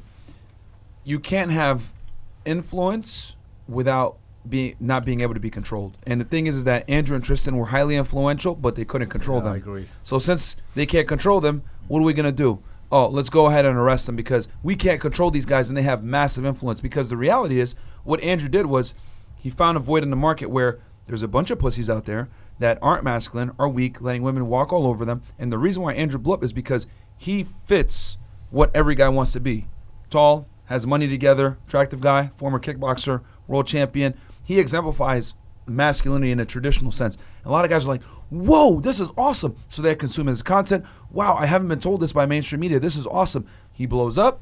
And then all of a sudden, this guy's too influential, and he's telling you guys to not be wage slaves, to go to the gym, to not let women control you, not be an agent of the Matrix. Whoa, let's get him out of here. Let's go ahead and put him in jail. And then, rightfully so, all the guys that are defending him. I mean, Logan Paul had to meet up in Sydney, and what did they say? Free Top G. Why? Because they know Logan Paul is a bot, right? And Logan Paul is controlled by the media, and Logan Paul cares a lot about his image over necessarily the truth. So they're like, yo, we're tired of this BS that you guys have been giving us. We want Andrew Tate, and that's why people fight so hard for him, because he's awakened, right, masculinity in them, and then they pulled him away. They found his content. Whoa, this guy changed my life. Wait, you're telling me he's in jail? Wait, hold on. Who are these two women? Wait, you're telling me all these accusations, so it's causing outrage, right? And a lot of the community, rightfully so, because if this can happen to Andrew and Tristan, it can definitely happen to anybody else. Anybody. But you really believe this is a bigger thing than the Romanian I think so. You really believe it's a bigger thing? Yeah, I definitely do think so, because like I said before, if you're influential but you can't be controlled, that's a problem. Yeah. Logan Paul is controlled, right? He's a bot. That's why, Logan Paul is so worried about his thing. He already got canceled once, and, they can, connive him to do whatever they need to. Andrew and Tristan, you can't. Yeah. So like, whoa, we can't control these guys. Put them in jail. And then on top of that, they're anti-establishment. They're like, hey, be an entrepreneur, make money, don't be a slave, don't be a wage slave. If you got to work a job, that's fine, but build up a business as well. Don't be reliant upon someone else to pay you and take care of you. And of course, this is bad for the economy because when you got people that are independent thinkers, guess what happens? It's not good. And you're looking at like in the West, when I mean West, the UK or the States, you couldn't get away with this case. So let's use a third world country. Let's use Romania. Let's put them on the forefront. Yeah, it makes sense as well. But the thing is, what's shocking to me, and even we'll go through that, for us to know these facts of the evidence was come out, that means, of course, the judiciary, the prosecution, they all know it. How can you still detain them knowing you're under that magnifying glass and knowing it eventually it's going to come out anyway? That's what's scaring me the most. Like, in front of the whole world media, I mean, he's taken over social media. He's on mainstream news there, I think, on BBC, big networks in the UK. I think Romania realized they kind of dug their own grave, and they're like, okay, we know we're going to take L to some degree. We got to save face. We got to keep them in jail for the 6 months. 180 days. Go to trial, right? Because they have up to 180 days for this preventive detention thing in their laws, and go to trial. And we got to get him on something, and maybe he can get time served. But at this point, they know. All right, we can't go back. It's going to be taxes. It's going to be money laundering. Yeah, they're going to try to do something. I think they're trying to just build a case right now at this point because they're frantically trying to build a case because the way Romania law is in the United States, UK, first world countries, typically you need some kind of probable cause to arrest them and some evidence. In this case, they're gathering the evidence right now as we speak, and they're arresting them preventatively to keep them from intimidating witnesses or fleeing, which is their excuse. They have passports, they have the means, and they're influential, blah, blah, blah, whatever the cap they want to have to be able to keep them in jail. But the point is there's no case. There's no case at all, and we know this. Yeah. But due to their weird, wacky laws, they're able to do that. But they're building the case right now as we speak, or trying to at least. Yeah, of course. They're fishing. It's a fishing expedition. Yeah. That's why they're trying to seize their assets and everything, and they're trying to find something because they know that these human trafficking and grape charges are not going to stick. They know that. They know that their witnesses are not real witnesses. They know that there's character issues with them. So, but I mean, you honestly, from your opinions and assessing it, because you've got a background in law enforcement, do you honestly think they'll free him after 6 months, or do you think they're going to get some kind of fabrication, make a trial, and in my opinion, unfortunately, stuff like I pray not. I honestly believe they are going to try and give him some kind of jail time because they've gone this far without anything. They've made that whole CSI looking episode of arrest. They're not going to just let it go like that. The whole world's laughing at Romania. I'm boycotting. I'm going first hand saying it's corrupt. Yeah. Now they have to prove a point. It's like an ego. Yeah. I honestly believe, unfortunately, they're going to try and stitch him up with something. Yeah. And I think so, too, because at this point, they don't want to be left with egg on their face, even though they have, whether it's a frivolous charge or whatever, because we know they're not going to be able to prove the grape or the human trafficking. Yeah. So what I predict, right, is they're going to try to go through some kind of money laundering / tax evasion angle, because they know they're not going to be able to make those stick. So, all right, let's go after them for the money. That's why they're working so hard to go after the assets, so they can say, well, how'd you pay for that? How'd you pay for that? Blah, blah, blah. So that's what I think they're trying to do right now, is they're using this preventative arrest right now and these bullshit charges to give them and buy them some time so they can go ahead and go after them for some type of money type of violation, is what I think. If in the U.S., right, cops plant evidence on people, imagine Romania. Who's to say what they're going to do? I'm just worried because, bro, at that point, it's still a lie, but they may try to, like you said, pin it to something else. You never know. You never know. That's what I think they're doing. They're biding time to put up some other frivolous financial charge because they know these. Because the thing with human trafficking and grape is it's heavily reliant upon witness testimony. Yeah, exactly. Well, these witnesses aren't credible, and they're not even in the country. Not at all. They probably won't even be able to testify. But the thing that scares me also about Romania, it's not a jury trial. It's a judge trial. Yeah. So it's which in the United States is the equivalent to like a bench trial, which the judge is, everything, right? He makes a decision after hearing the evidence. So that's the only thing that concerns me, is that they're not getting a jury of their peers, which is afforded to the United States and many other places. I'm sure the UK is very similar.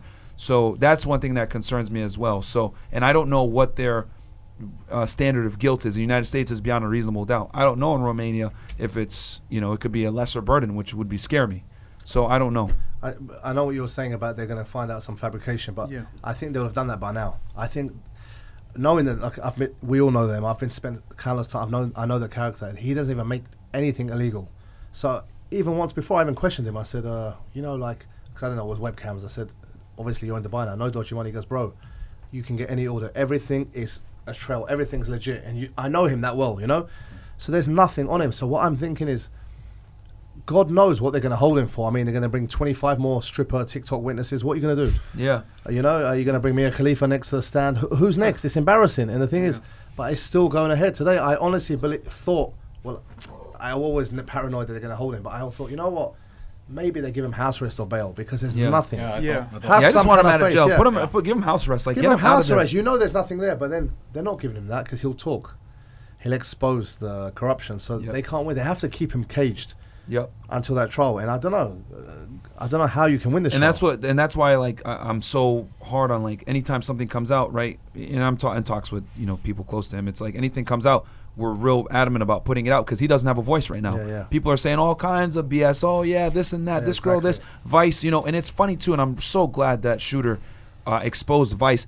I didn't even know that they did that interview with him for 3 hours. I was shocked too. And that was a revelation to me. They've got one statement. For 3 hours, and they used that one statement in their stupid documentary where they tried to paint Andrew in a terrible light. And for anyone that was actually there when they had the War Room event, like Matt Shea enjoyed himself, and for them to do such them to do such a sly move like that, because they filmed this back in the summer, and I was wondering in my head, why haven't they released it?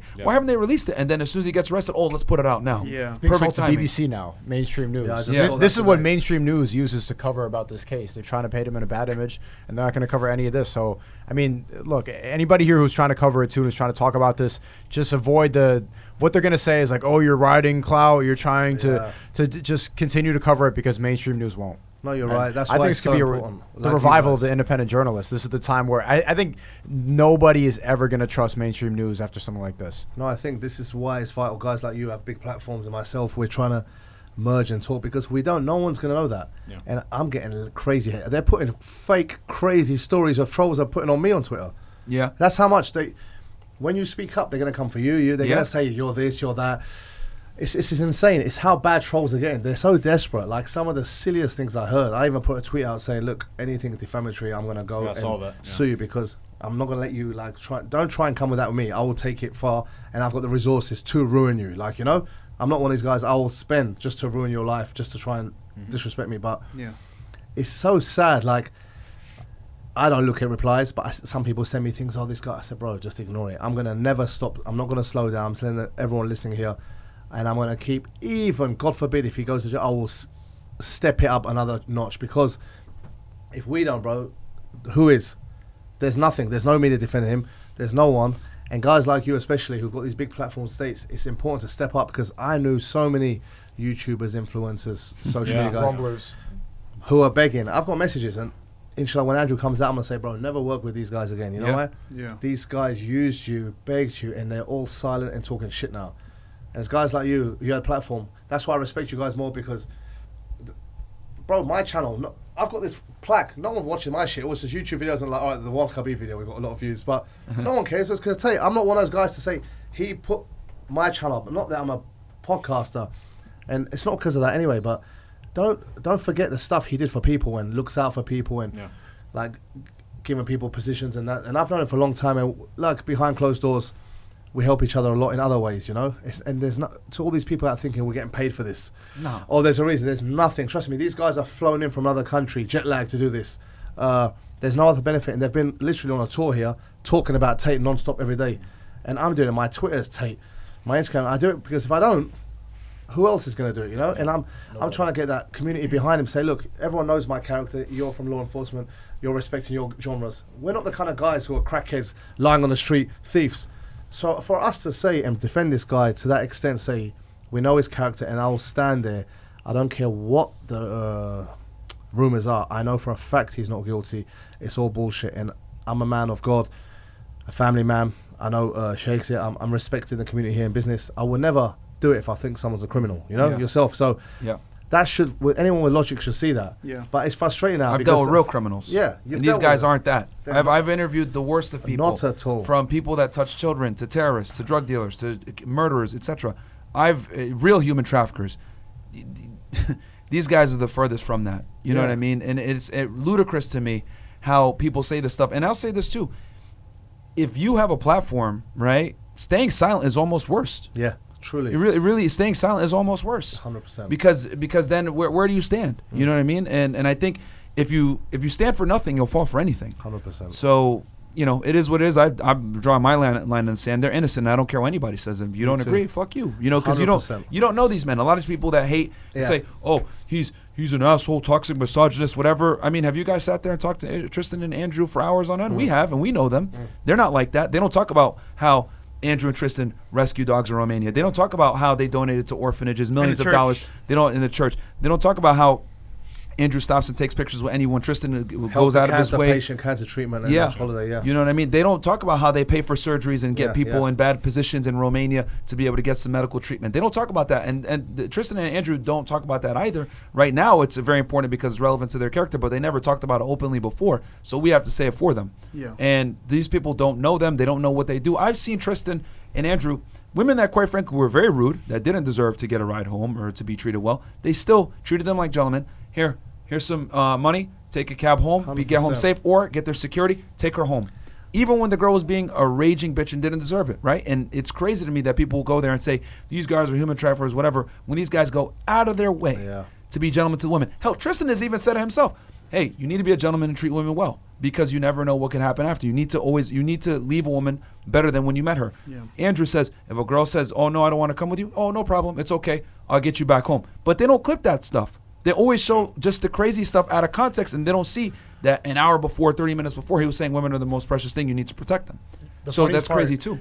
All the feminists and all the soul boys who just heard all of the things you said that they do in order to donate to the church, saving dogs, donate to men's foundations, people who are wrongly accused, and they heard you say that, and they're still going to sit there and choose to call them human traffickers. They're consciously making the choice. Right now, they heard all you say, all those things, push it out of their brain, and then go and say they're rapists, traffickers, terrible people, because those people don't donate to charity. They don't do anything. No, Sneako, I saw a clip. No. Believe all clips. Bro, they show more energy to the Tates than they do to like their families, terrorists, people in China putting people in concentration camps. I've seen obsessed people. They're not even raising money for earthquake victims, but it's no Tate's this, Tate's that. It's sick people. It's obsessive. It's not just people will invest their entire days nonstop leaving comments on every single page. 100 followers, like it's their life. A selfie display picture, and that's their life. Just abusing Tate. They'll idolize people like Cardi B, who got a woman beat up at the strip club, got arrested for it, got charged for it, 100%. Admitted to it, and only got community service. Didn't even show up for her community service.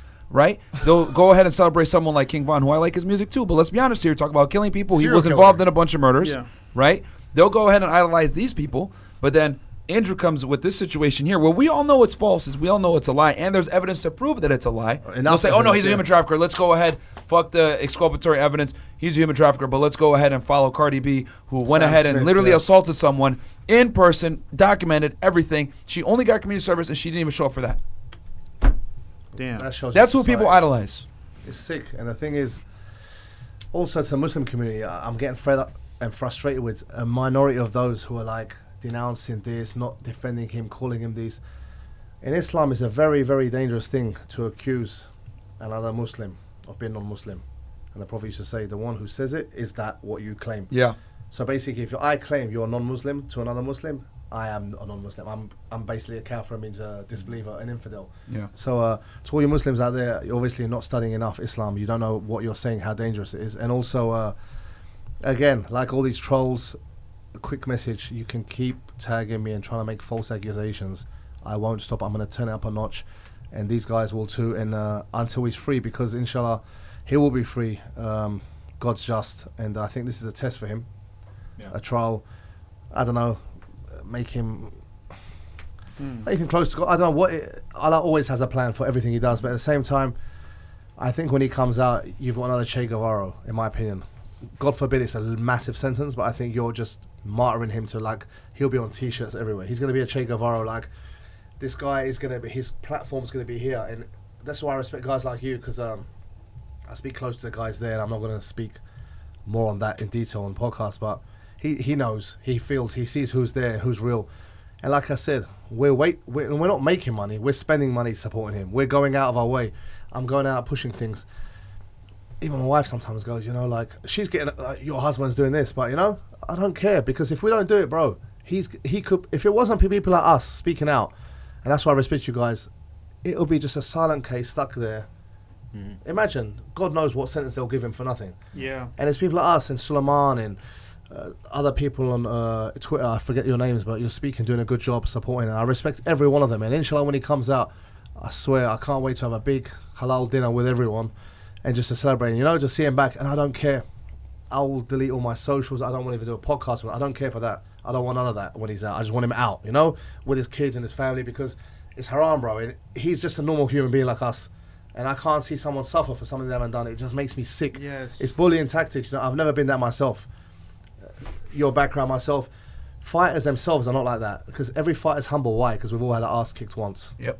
It's the guys on the street who've never done it. You know, you meet fighters. I have UFC guys come here, walk in the gym, and you see them. They're so nice, and you see the guys jacked up on juice, walking around the gym, looking like that. Yeah, and like, the guys have never fought in his life, because every fighter's had their ass kicked. We've been humbled, and it makes you that kind of like man yourself. You know, so for me, I know the guys inside out, you guys know them, and it's just, I don't like seeing this, because they've got good hearts. And if I'm going to welcome to my house, around my kids, my wife, and I've been around them, seeing him here with his kids and his partners, whatever, I know the real him. And it's just, that's why I'm adamant, and I will say, I don't care what bullshit witness they bring or what fabricated, I will never believe it. And I can put my hand on the Holy Quran and say, I know his character, and it's bullshit, you know?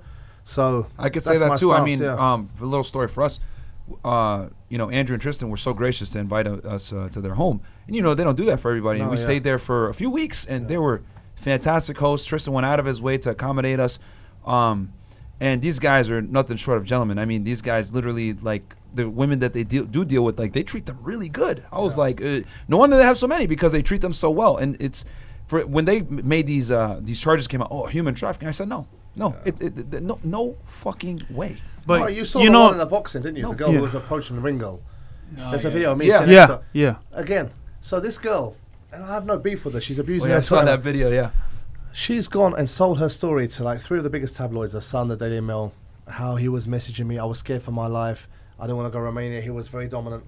I'm not lying, it's on video. This is how bad it is. It's on video, yet everyone's saying, you're brave, you go. Yeah, she got denied. She's a Ringo. She walks over 15 yards to him with her videographer to talk to Andrew. I'm there. It's on video.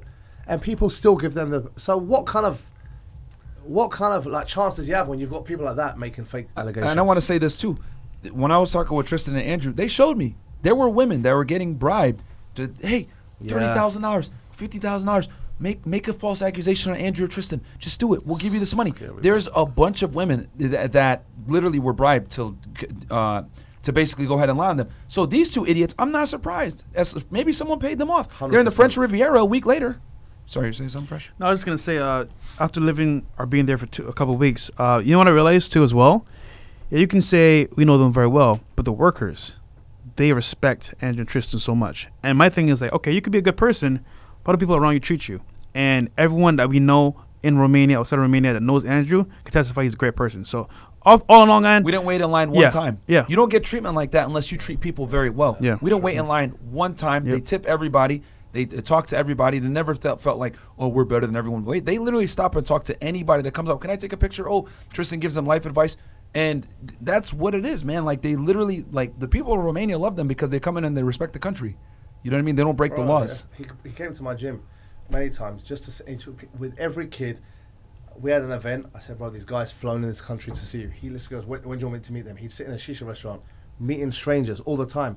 Well, we were doing this 41 Tenants, an event I was trying to host in Dubai. And people think it was cancelled. It was not cancelled. I cancelled it myself because at the time he was so hot and I didn't want the West to go Dubai, misogynist country, misogynist man, you know, and I didn't want to disrespect the city I'm living in. So all these rumours, I actually halted it and delayed it.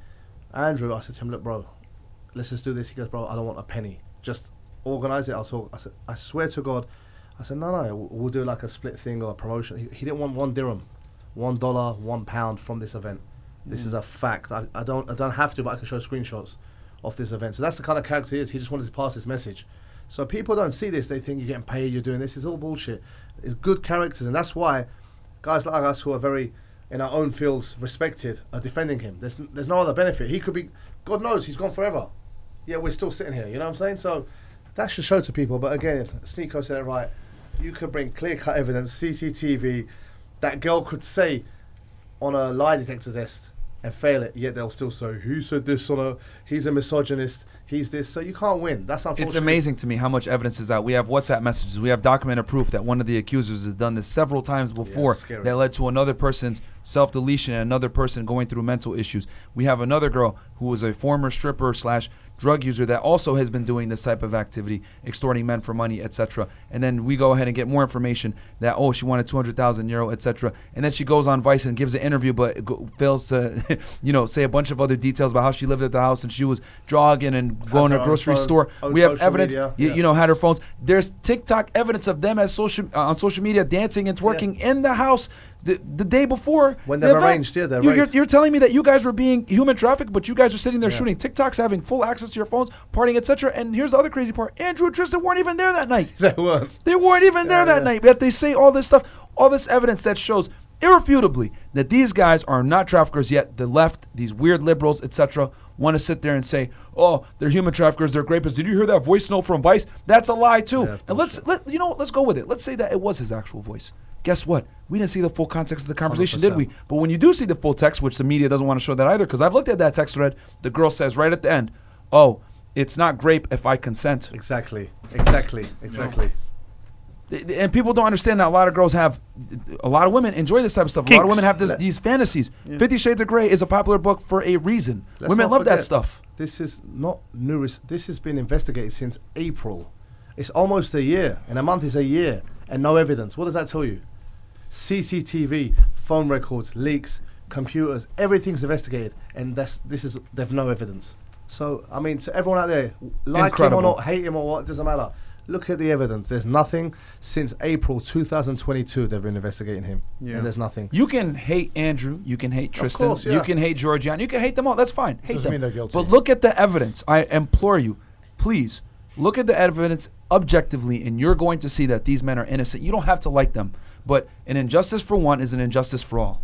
And 100%. Once again, if this is your brother, your sister, your friend, how would you feel that they were in jail like this? So we're just doing the same thing, defending them. Yeah. It's so obvious to me. Like, we're talking about this, and the truth is so plainly obvious that it feels like a waste of time to even have to say that. But that's a testament to how much clown world behavior is allowed. Like, what social media promotes, what they want you to believe in, what they're fighting against, who they want you to think is a bad person. It's just, when you actually look at it objectively, it's tiresome, but it needs to be said. Dude, I'll tell you this. They age restricted a bunch of our videos with Andrew, and we're shadow banned because they know that we support him. They took down a video that we did with him where at his studio, like, oh yeah, you're platforming someone else. Like, they took the video down. So like, there's definitely like a campaign against Andrew. Like, I got canceled off of social media like 4 days after shaking his hand in the emergency meeting studio. My TikTok was totally deleted, and it said hateful ideology of me and him walking in the mall. Wow. Hateful ideology. Because Tate is hateful ideology. There's literally an agenda against him. It's wild. You know what I mean? Like, and here's the other thing too. You want to know how I know that there's an agenda? Like, other podcasts, other creators that don't like openly support him, like they kind of like bring him on. And it's like, oh yeah, I'll do an interview with Andrew, but I don't agree with him. I'm just having him on, even though they might secretly agree with him, but they don't want to do that on public, right? They don't do anything with those. Those videos get pushed because it's like, oh no, I'm objective. They're pushing back. Yeah, they don't. Yeah, they're pushing back and like, oh, that's kind of problematic. Don't you think, Andrew? Blah blah blah. Right? Even though they secretly agree with him. If you nod your head and agree and you shake his hand, then they wipe you out too. Yeah, but if you agree and you let him talk, hey, no, tell us more about this, blah blah blah, or you support him. Oh no, shadow ban, age restriction, take your videos down, etc. No, I lost everything. Like 10 years of YouTube, stuff like that. 4 days after I'm shaking his hand, we took the private jet from Romania to London because he went on Piers Morgan, and then that day we were shopping, and then I was just canceled off of everything. They deleted both my channels. I thought you were joking at first, but no, I got the email, canceled both my channels, Twitch, Twitter, TikTok, wiped all out. But I believe that the truth is with God, and that God will push the truth. This is why this doesn't really faze me that much. Even though I risked everything, I believe in the truth, and you can't silence it forever. You can't push these lies forever. Eventually, the truth is going to come to the top. There's three things that always come out: the sun, the moon, and the truth. And the reality is that people, hey man, it might be that should have been a chapter. That should have been a chapter right there. Yeah. It might be tomorrow. It might be next month. It might be in 6 months. In 3 months when they have their trial. The truth will come out, and it's already coming out now. They're trying to conceal it, but it's coming out, and we're going to continue to put it out for you guys, because what I'm saying, you guys can all check this out. This isn't just some Andrew Tate fanboys or friends or whatever. I mean, we are his friends. I'm not going to lie about that. We are his friends, and obviously there's some emotion involved. We're going to be biased to a degree. That's fine. That's fair. Look at the evidence objectively. You can hate Andrew. If you look at the evidence and you're objective and you're not a retard, you will see, damn, this dude probably is innocent, bro. 100%. I've seen even the Tate detractors go on Twitter and be like, okay, you know what? Yeah, wait till it comes out about this girl's former accusations. Yes, and wait there's till more that comes stuff. out. When that's uncovered, bro, it's scary. Yeah, and you know, I literally feel like I'm selling an infomercial. Like, but wait, there's more. There's more. It's like we got to keep showing these people what's going on. They still won't care though. Like, even you're saying it's going to be scary. I don't think so. I think most of the people are just, they hate him for personal reasons, and I think they're more emotionally involved than the people that actually know him and are friends with him. They hate the fact that they are exposing the truth so much that they need them to be guilty. They need them to be in jail, because their entire worldview, their entire existence looks stupid when you tell the truth. Even though this is going to come out, not going to change a thing. They're still going to hate them just as much. Yeah, these dumb feminists that come out, like, what's her name, Eliza Blue or something like that, saying that Andrew's a human trafficker. I literally, like, you're a human trafficking victim? Yeah, she's not a human trafficking victim. She's a liar. Because here's the thing. She sold her nudes, and then she's saying because people shared them without paying for it that it's human trafficking. What the fuck are you talking about? Yeah. Ridiculous. And I hate blue-haired people, man. I hate how people openly throw out the term human trafficking. Let me make something very clear. Someone that actually investigated human trafficking understands the elements of what it is. You need to be forced against your will to do certain things. Most of the time, let's be honest, y'all are just fucking prostitutes. Yeah. And you didn't like this. You didn't get your fair share, or you didn't get paid a certain amount, whatever. But you're not being forced. You want to do it. You have the pimp. You're being a whore. It is what it is. You're making some money. You just didn't like the outcome. But you didn't necessarily, you signed up for that. And that's the cold hard reality people don't want to accept. And people might get mad. Oh my God, that's so misogynistic. The truth is this: as someone that actually investigated human trafficking, most of the time, okay, not all the time, because there are real victims out there. We need to take those cases very seriously. But most of the time, it's simply prostitution. The woman was involved in it, and she might have got mad at her pimp. She made a complaint, whatever it may be, or a girl like is just mad that she didn't get her cut. But to sit there and say, I'm a victim of human trafficking, blah, blah, blah. And I tweeted her, I said, okay, where's the FBI 302s? Where's the HSI ROIs? She don't know what the fuck any of that is, because she didn't go to the police. If you're a real victim, go to the police. Yeah. Go to the police. Put these people in jail. Human traffickers are pieces of shit that need to go to prison. But do not sit there and invalidate real victims because you want to go ahead and virtue signal and get people to feel sorry for you. And we live in a crazy society now where everyone wants them to feel sorry. I'm a victim, I'm a victim. No, you're not. You're not a fucking victim, because that's disingenuous to the people that really are victims. It's fun to be a victim. On social media, they call you brave. They call you a hero. Look how great of a person you are. It's fun to be a victim. It gives you, like they put in their bio, I'm a sex trafficking victim. It's a proud title. You know what? I'm going to share a story with y'all. When I was still working for the government, I was friends with him, okay? He met a girl, and she said, oh, remember the story, Fresh? Yeah. Exclusive right here for you guys. She said, oh, I'm being trafficked, blah, blah, blah, etc. What'd you do? You called me, right? Yeah. I came, brought my fucking notepad and everything. I was literally about to get a statement from her. It was when we first met, when I was still an agent. But hey, tell me what's going on, blah, blah, blah. Yeah. Oh, nah, he just pissed me off. Yeah. This happens. No one talks about this. This happens often, where girls will get mad at a guy. They'll say, I'm being trafficked. You show up. Okay, let's do it. Tell me his name, etc. Let's work this out. I was going to literally take the lead, give it to one of our human trafficking guys, let him handle it. Because at that point, I was doing a drug investigation. I was very busy. And I was going to hand it off. I was prepared. There with the statement. You remember that shit, right? I introduced myself officially. The moment it gets serious, they're like, oh, wait, hold on. It's not that serious. Because she felt a certain way. She wanted to take it there. And when I come in, I was like, hey, this is what's going on. Tell me what it is. Once I made it official, introduced myself, etc. Oh, no. Because I take that seriously. I take that seriously. I was like, are you really a victim of human trafficking? Let's go ahead. Let's go out through it. And funny story, when she left the spot, she went right back to him. You need a reason now? Why? Verified story. Yeah. Why you want to experience life? Well, this should be a reason. Why to get Islam closer. Haram. That's why you stay away from these kind of situations. Another example. You know what, Dillon? I'm going to put this. Trade it with there we go. Yeah, I'll take all the followers. Yeah. But no, man, that's a crazy, that's just, and here's the thing, that's just a microcosm of what's going on. And I'm telling you, as someone who actually investigated this stuff, showed up ready to go, tell me what's going on. Oh, no, I just felt a certain way, blah, blah, blah. And this happens often. I've been there where we've interviewed witnesses or victims, and they change their mind. They're like, you know what, I'm not really a victim. I was just being a prostitute. He pissed me off. He didn't pay me. Quick ones off the subject now before you guys go. Yeah. I like to do this because a lot of people are asking me to ask you. You and your whole, when the Muslims went against you, what happened that day? Oh. Let's just do it that clear. What Because happened that I day? get on with you. I've spoke to him off the camera, really sincere, good guy. And I actually made a comment about you, didn't I? So once? Muslims came after You told you? me the other day. They said, who do you think in the social media world is closest to becoming Muslim? And I mentioned you. You mentioned that the other day to me. You saw that, didn't you? And I said that for a reason, because I can read people, how they come out, how they speak online. You can see you're sincere and you're real when you talk. But I just want to go over that because I saw it. I didn't get annoyed. Like, Well, it's proof, you know, like Abdul and Ahmed, they don't fuck around, man. Then, like, if you disrespect their religion, they come in your DMs and they're like, I'm gonna go find you and make sure you know what the fuck you said. But what was it about? Just because I didn't Well, really it was see clipped out of context. It was like, I think it was part of the smear piece campaign to try to get me in trouble.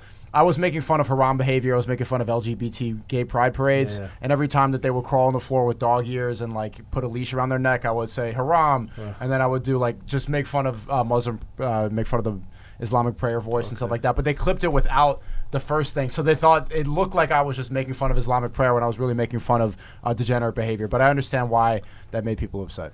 That's good. It's good. But also, I'm like, damn, you cannot, don't disrespect Islam because they're gonna find you. Yeah, you guys are extremely creative with your attack and like the way you describe it. Some of them. No, some, not all of them. I don't want to say it's for all people, but like other religions, like, hey, don't say that. Like Abdul and Ahmed and Muhammad be in my DM, like I'm gonna tie a rope around your neck and like they will fully describe. I'm gonna get a string and a clothes iron. Like, okay, man, Damn. I won't do it again. And you guys, one thing I saw, you had this thing with another podcast, Schulz.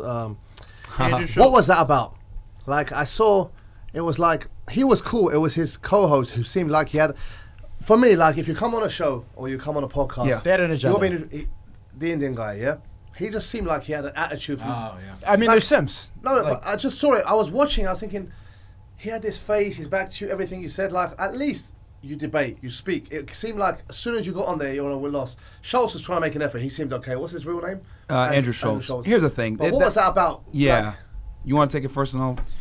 So there was videos about it. There was loads of. So whenever you meet somebody for the first time, right, there's always an agenda being played, but you don't know it at the very beginning.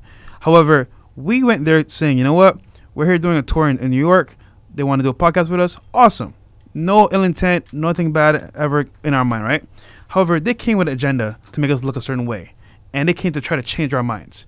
So what happened was we made a statement on our podcast saying, hey, here's an app called Blacked. It's a black dating app.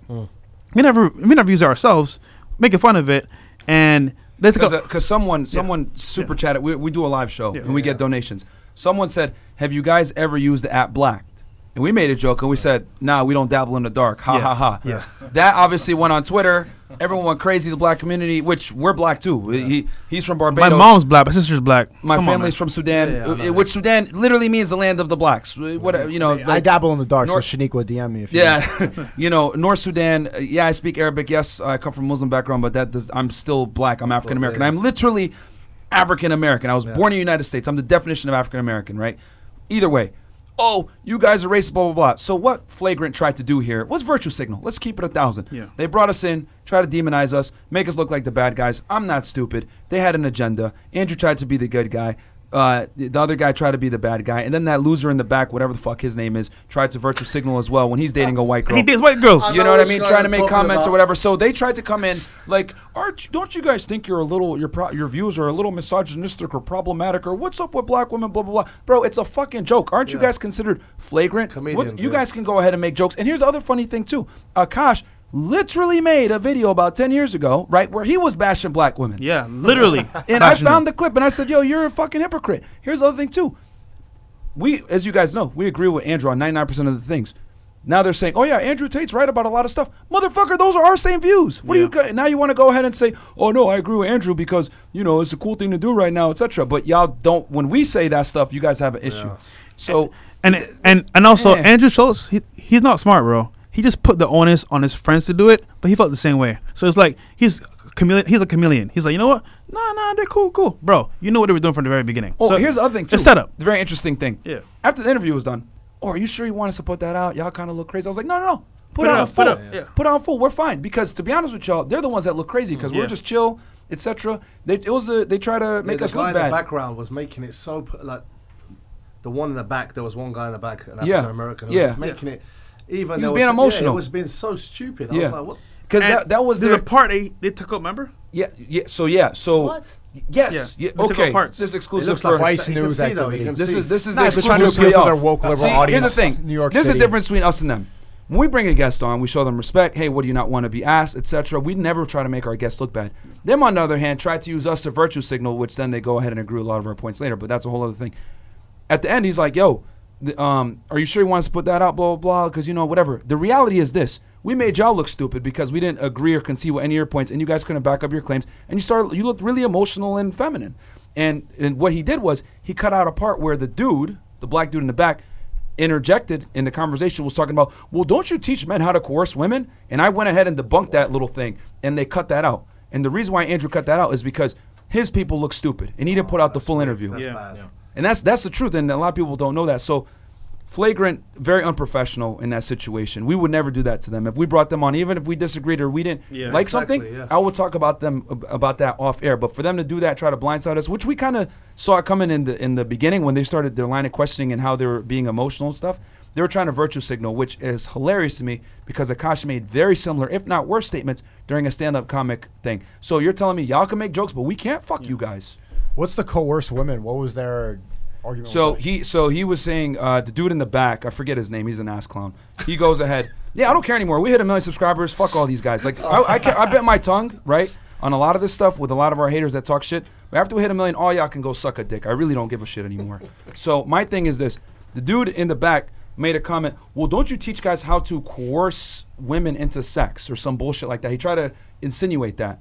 And then I was like, oh, really? And then I went ahead and just explained to him what does that that even game, mean, coerce women into sex? he's trying to say that being an attractive guy and using game to your advantage is coercing women. Basically manipulation, basically. Yeah, and he's trying to. Loverboy method bullshit. Yeah, so in one Loverboy sentence, method. in What's one- wrong with being a lover boy? That's what I honestly, tell me anyone in society who doesn't lie to get what they want. Dude, Girls here's the problem lie, with these guys lie. liberals. Did you get? Did you Here's even the say problem with anything these about liberals. lying though? Here's the problem with these As liberals. in like, in one end, hustling. In one end, they want to say women are creatures of agency. They can make their own decisions. They're equal to men. That's in one sentence. Then on the other end, now you want to go ahead and sit there and take accountability away from them and say that they're impressionable creatures that can be tricked and fooled. Which one is it? Are they strong and independent and capable of rational thought, or are they stupid-ass bitches that can't make their own decisions? Yeah. That's the problem. They want to pick and choose when women are victims. So literally, honestly, the guys at Flagrant, put the fucking full interview out. Put it all out. Stop being bitches. You're going to try to sit here, oh, no, we're going to cut it and chop it. Put the whole fucking interview out. And they're not going to do that. Yeah. They're not going to do that. And that was very unprofessional for them to do that. This is the first time I've talked about it openly like that. But the reality is that we would never do that to them.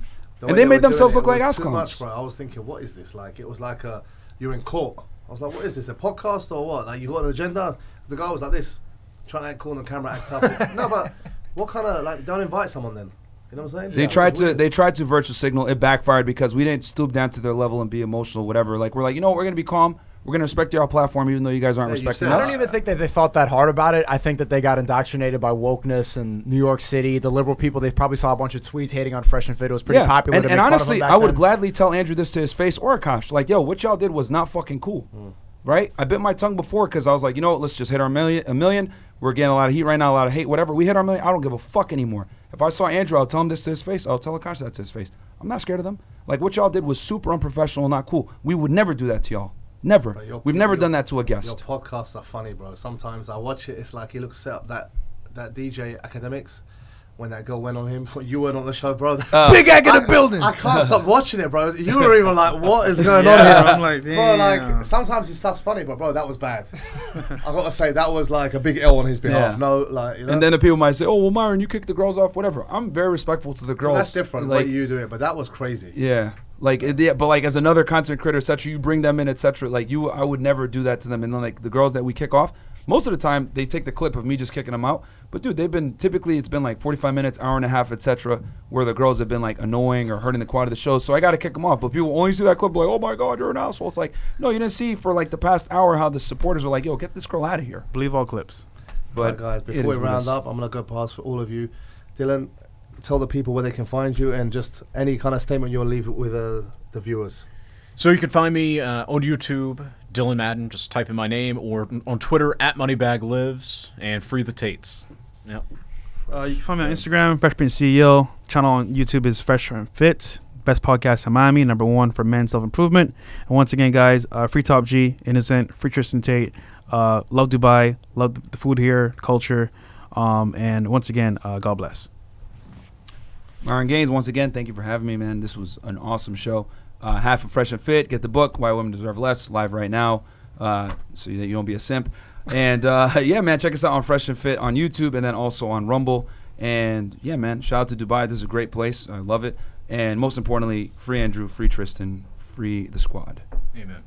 You can find me on the creativitykit.com. That's where all my videos that were deleted are. And also that's where you can find a Red Pill community if you want to go and chat with people that are in the similar wavelength and want to make it out and want to find ways to make money online. I have 7 professors in there. I'm in there. I have a call once a week, and I'm adding videos on there regularly.